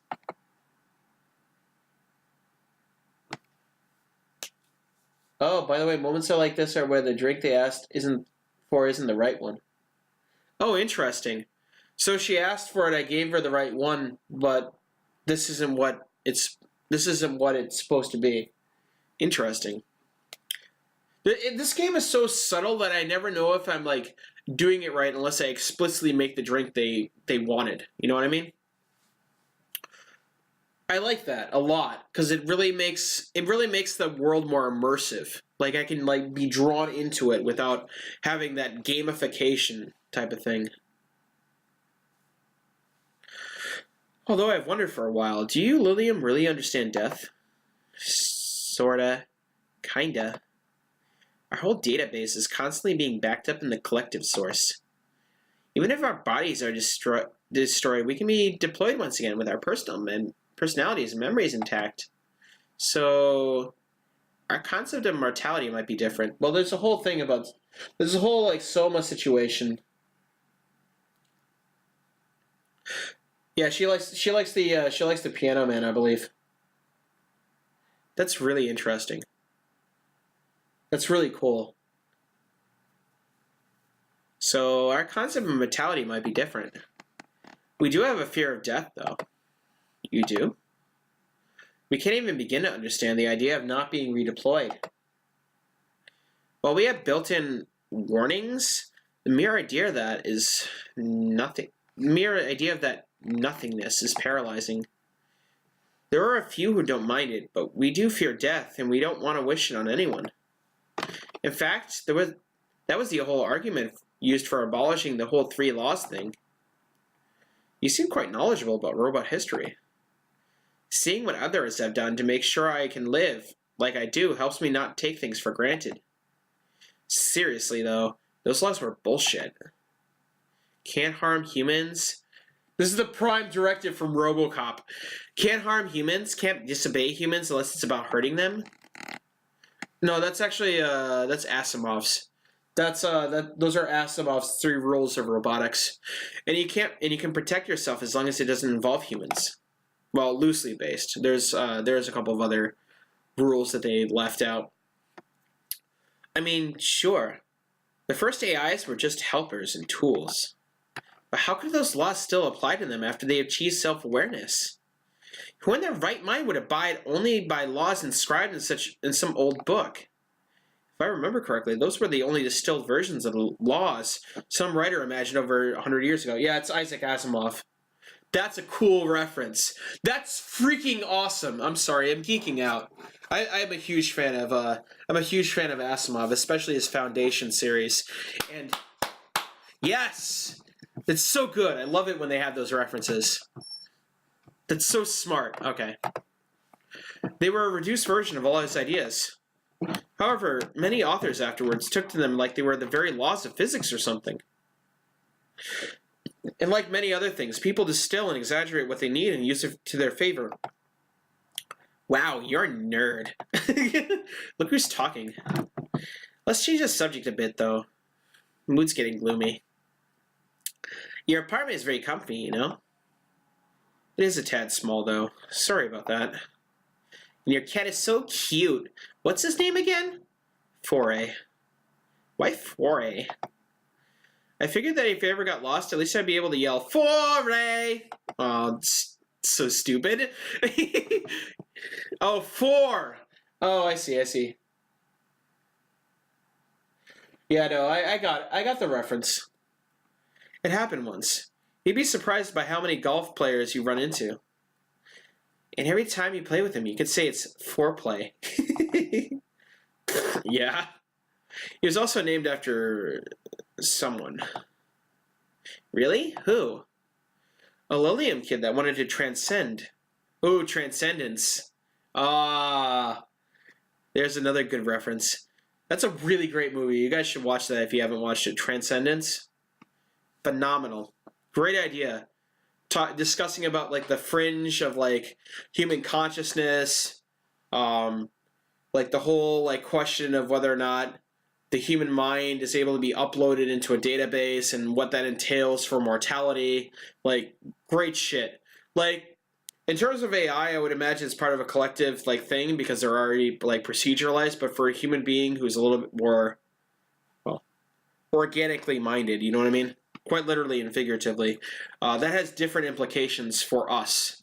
And that movie is pretty great. Like, obviously there's some imperfections when it comes to that whole, like, philosophy it's trying to wrestle with, but it's a good movie. You should go watch it. What, a movie character or something? Sure. Let's go with that. Do you want anything else? Let's go with a blue fairy. Alright. Blue fairy for my favorite princess. Here you go. She's the best. She's like my actual waifu in this. Oh shit, I forgot to age it. No. Reset. Thank you. I am not serving that garbage. There might be a Kusoge run where I just serve people garbage. But I kind of feel bad because all these characters are well written and I don't want to disappoint them. Here. Why do they call it a blue fairy? Is it because of Pinocchio? I believe the name is based off absinthe, which some call the green fairy. The first versions of the drink were described as sweeter absinthe. Huh. Sadly, they had to fix the formula because people were turning green. That's dumb. That's dumb. That's dumb. That's so dumb. Not blue? A bluish green. You seem to have cheered up a bit there. Yeah, talking to you always helps me get my mind off things. Hey, there's something I've wondered about for a while now. What? What kind of friends do you have? I mean, are they in your same line of work or friends aside from you? Aw, thank you. Well, this Lawrence, that vending machine is a lot of fun to be with. Once you get past his quirkiness, that is. I've also met a lot of nice people working in the streets. From the top of my head, I can think about Nightingale, another Lilium. He changed himself to have a fur and more wolf-like face. He's also a pretty good pianist. He plays in a jazz band on the weekends. No, never Donovan. Donovan sucks right now. There's also Nadira, a drag queen and the owner of a club I've been invited to a few times. She has an animal shelter on the side. I help her with it occasionally. Oh, there's also Sister Clementine, a nun from an orphanage. I go there sometimes and play with the kids. Aww! God, she's the best! Whoa, that's something I didn't expect to hear. I almost got adopted once. I also almost got adopted once. I'd adopt you. You're fucking adorable. I was flattered, but it was weird. Oh, and it turns out I already knew your boss. Some years ago, she what? What? I said too much. Client confidentiality and all that.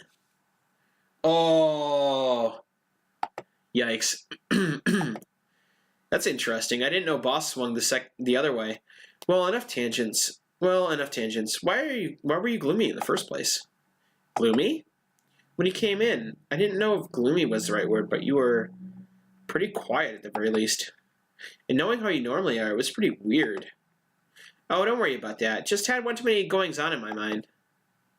I wasn't glooming or anything. More like distracted, really. Well, I think I'll go now. Thanks for lending me an ear, honey. My boss told you about the party tomorrow, right?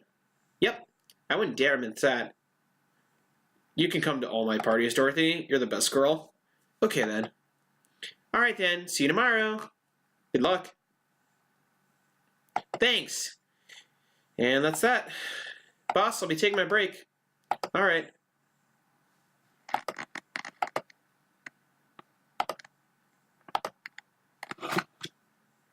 Oh. God, she's the best. Dorothy is best girl, like, objectively. I thought it was going to be Stella, because I'm all about the hateful cat girls, but, like, it's over. Like, as in the immortal worlds of Excalibur from PWG, the deal has been done, and no one kicks out of the Falcon Arrow. So, I didn't remember to buy more cigars. You smoke, Jill? I didn't know that. There's so many cool little things that I'm learning about my character. Even the protagonist is a cool, interesting character with a rich inner life. Like, this game is so freaking awesome. And all these characters are so well written.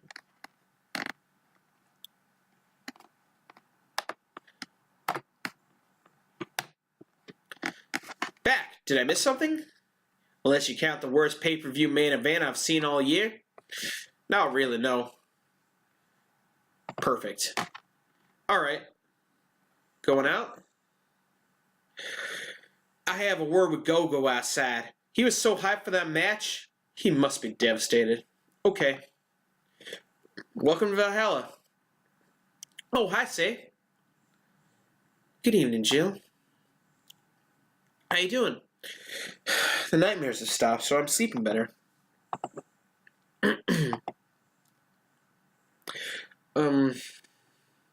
How about your injuries? My bones are healing nicely. My wounds are finally closed. Scars itch a bit, though. Well, that's good to hear. Are you by yourself today? Yeah, I'm running a couple of errands by myself today, but I wanted to come here for a while. I also noticed the big guy from last time is outside. Buster? Stella doesn't want me being alone while I'm still healing, so she suggests taking him with me. Oh, I see. What can I get you? Something cold. Sure. Something cold for say.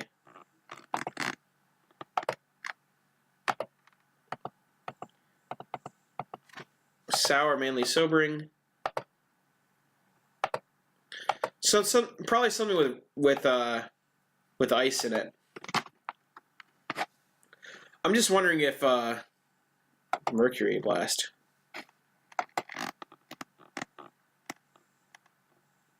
Maybe.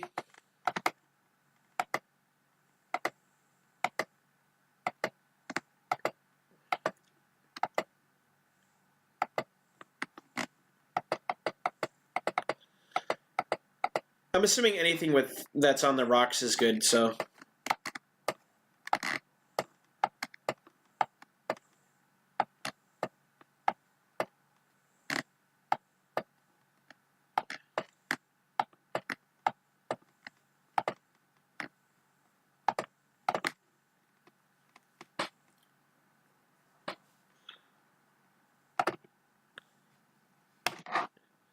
I think you like this one. I think you'll like this one. Really? So sweet of you. Aw. Thanks. So Stella isn't with you today. She's throwing a mega Christmas party tomorrow and is having a meeting today. I'm just helping her by checking out some of the things she ordered. And here I was, all ready to invite you to the party we're throwing tomorrow. You're throwing a party too? Sorry about that. Can't really say no to Stella. Maybe next time? If there is a next time at all. Don't worry about it. It's not a big deal. I want you to know that I want you to have a good time. Aww! Have fun. Drink a couple of beers in our honor. I will then. What if Stella's Christmas party is like?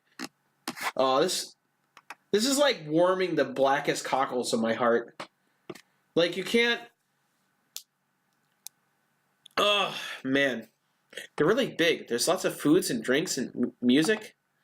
Sometimes there's too much food though. So at the end of the party, she lets the staff take home whatever's left. She also buys toys for all the children of her staff members. Aw, she's adorable. All these people are freaking adorable. Really? She says something about taxes or whatever, but during the whole thing, she just shines. She carries a beaming smile that I don't see any other day of the year. Many of the kids have even started calling her Auntie Ella. Oh, so cute. Heh. Stella always does her best to put up a tough girl facade, but she's very much in touch with her inner child. Christmas, Easter, Halloween. Name a party and she most likely celebrates it big. Interesting. Do you like parties, Jill? I don't mind them. They're a good place to see people. I'm not one to actively look for parties to attend, though. I just don't mind going to them. Oh, I see. I only go to parties that Stella's attending, because otherwise I just stand there without anything to say. That and I'm not one to wear dresses, you know? You're not? I'm a tattoo ripped. They don't even look cute on me. Although, with all this healing I have to do, I won't be as fit for a while. They're too, breezy, too. I feel like I'm wearing nothing. But I bet you look good in a dress, Jill. It's been years since I last wore one. I wouldn't know. Last time I wore one, I remember worrying my arms were too thin or something like that. We all have a complex, huh? I mean, even Stella has her own. A standalone complex? I'm sorry, that was a bad joke. That's hard to imagine. Oh, but she does have one. She just stresses a lot about her bust size. Really? She's not that small. I think I'm smaller than her, in fact. Actually, it's the opposite kind of complex, I mean. She's a bit self-conscious about having a big chest. Really? Again, I've seen bigger chests than hers, to be honest. Although I guess comparisons are useless here. They rarely help with complexes. Yeah, I love good characters, and I love all these characters. Like, I'm super about characters, like I was saying before earlier in this stream. Well, she does go the extra mile to hide it. In fact, I have no idea how she does it. I mean, I've seen her before and after she tucks them away, but I guess I never really cared enough to ask specifics. That's also why when she goes out, she styles her hair in those drills. They look a bit drilly, don't they? She styles her hair like that to help divert attention away from her chest. She seems affluent enough. Why not go through a reduction surgery? Because she also kind of likes having that size. She takes her bust size after her mom, and Miss Carmine is quite proud of her chest. Puffing out your chest is a sign of confidence, and a bigger chest means more confidence to show. That's what her mom sounds like. She says something along those lines a lot. Stella has quite the admiration for her mom, so I guess breast reduction would feel kind of like betraying her? Huh. I'm making it sound like she's hiding J-cups or something like that. I guess in a taller or thicker person, her size would be normal. She's just a bit shorter than or thinner than the norm. Do you get self-conscious about your bust size, Jill? Wow. It's a really pointed question to ask your bartender. Not really. I've been more self-conscious about my height. Although it usually comes up whenever not being average height hinders me somehow. What about you? Yes and no? It's not my bust size, but rather I look too manly sometimes. And I can't help but wonder if getting bigger boobs would help with that. You're fine. Don't worry. Thank you. Can I get you anything else? Do you have something non-alcoholic? I do. Give me a sec. Something non-alcoholic for say.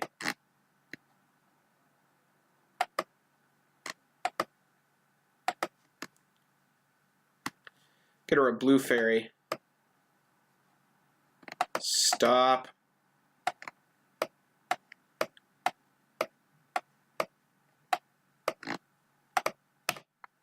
Oops. I gotta fail. Oops, all aged and mixed. Whoops.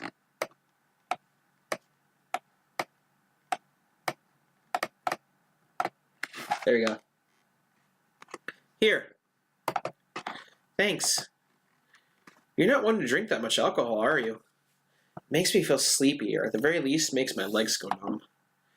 It's an annoying feeling, to be honest. It makes me wonder what's so good about getting drunk. I mean, I'm not above it, but it's not exactly a pleasant feeling. You feel like you're sleeping even when you're not. Your legs go numb, everything starts sounding funnier than it really is. What's so good about not being able to control yourself? That's a good question, actually. Usually people like feeling numb because that numbness helps them forget their problems.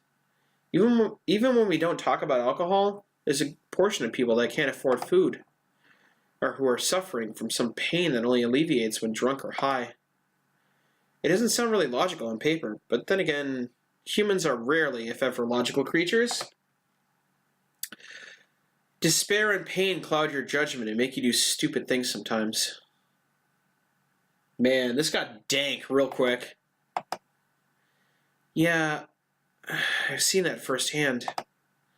This world has an ugly side no one deserves to be a part of.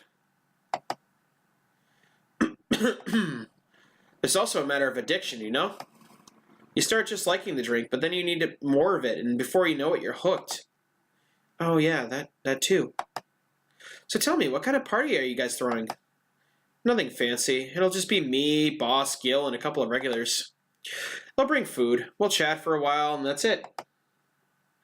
Man, that sounds so good. At least better than the whole planning madness Stella's throwing right now. If you ever throw something like that again, you let me know, you hear? Sure. Hey, Say? Yeah. What do you plan on doing now? I'm gonna check one last errand before going home. No, I mean, what do you plan on doing now with the White Knights disbanded and all? To be honest, I don't know. I never prepared for a plan B because I figured if you can go with a plan B, why not just make it the plan A? I'm not the brightest person, so I never graduated from college or even high school. Yikes. I could go for a position with the police, but it wouldn't be as thrilling. And I'm tired of blatant corruption. Sick of it. Oh. But I'm alive. I learned something after that hell in Apollo Trust. Life is not something that you can just throw away easily. Clawing my way out of that place made me realize just how much I want to be alive. Oh my god. The body count left in the banks was ridiculous, but I'm still here. I don't know what I'll do, but I'm alive. I'll figure it out sooner or later. That's nice to know. Well, I gotta go. Bye, Jill. Good luck with the party. Please come again. Welcome to Valhalla. Oh, hi, Mr. Detective. Ah, hey there, girl. Give me a strong drink, won't you? All right. Something manly.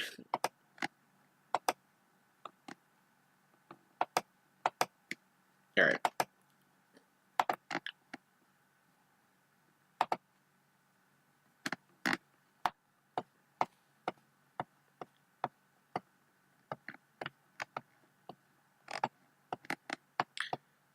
All on the rocks and mixed. There's a suplex for you. Here you go. Yes, this'll do. So what brought you here?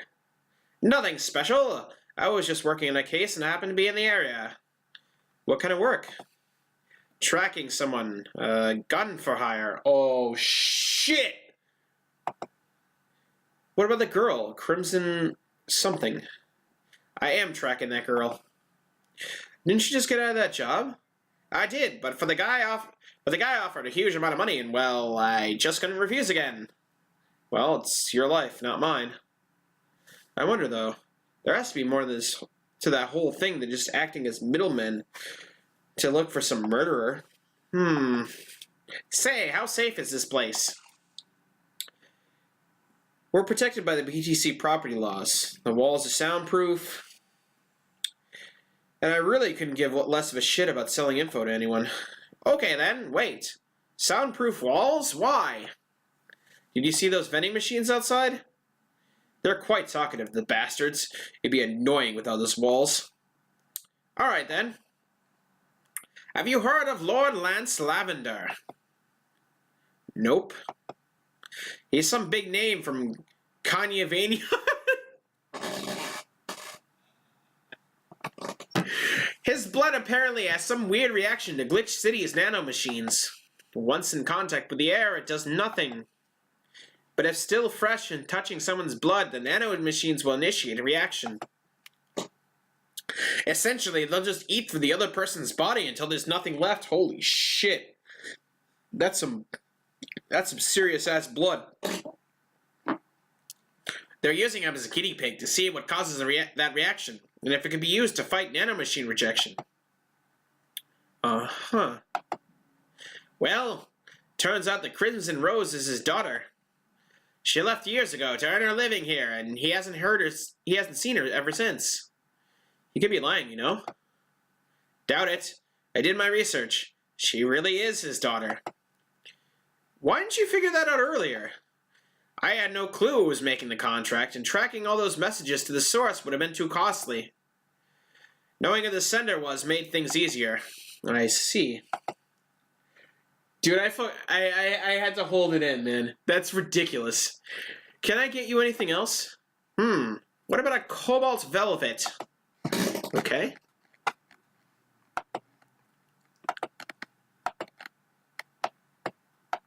Oh, it is actually on the rocks. I accidentally pressed that, but...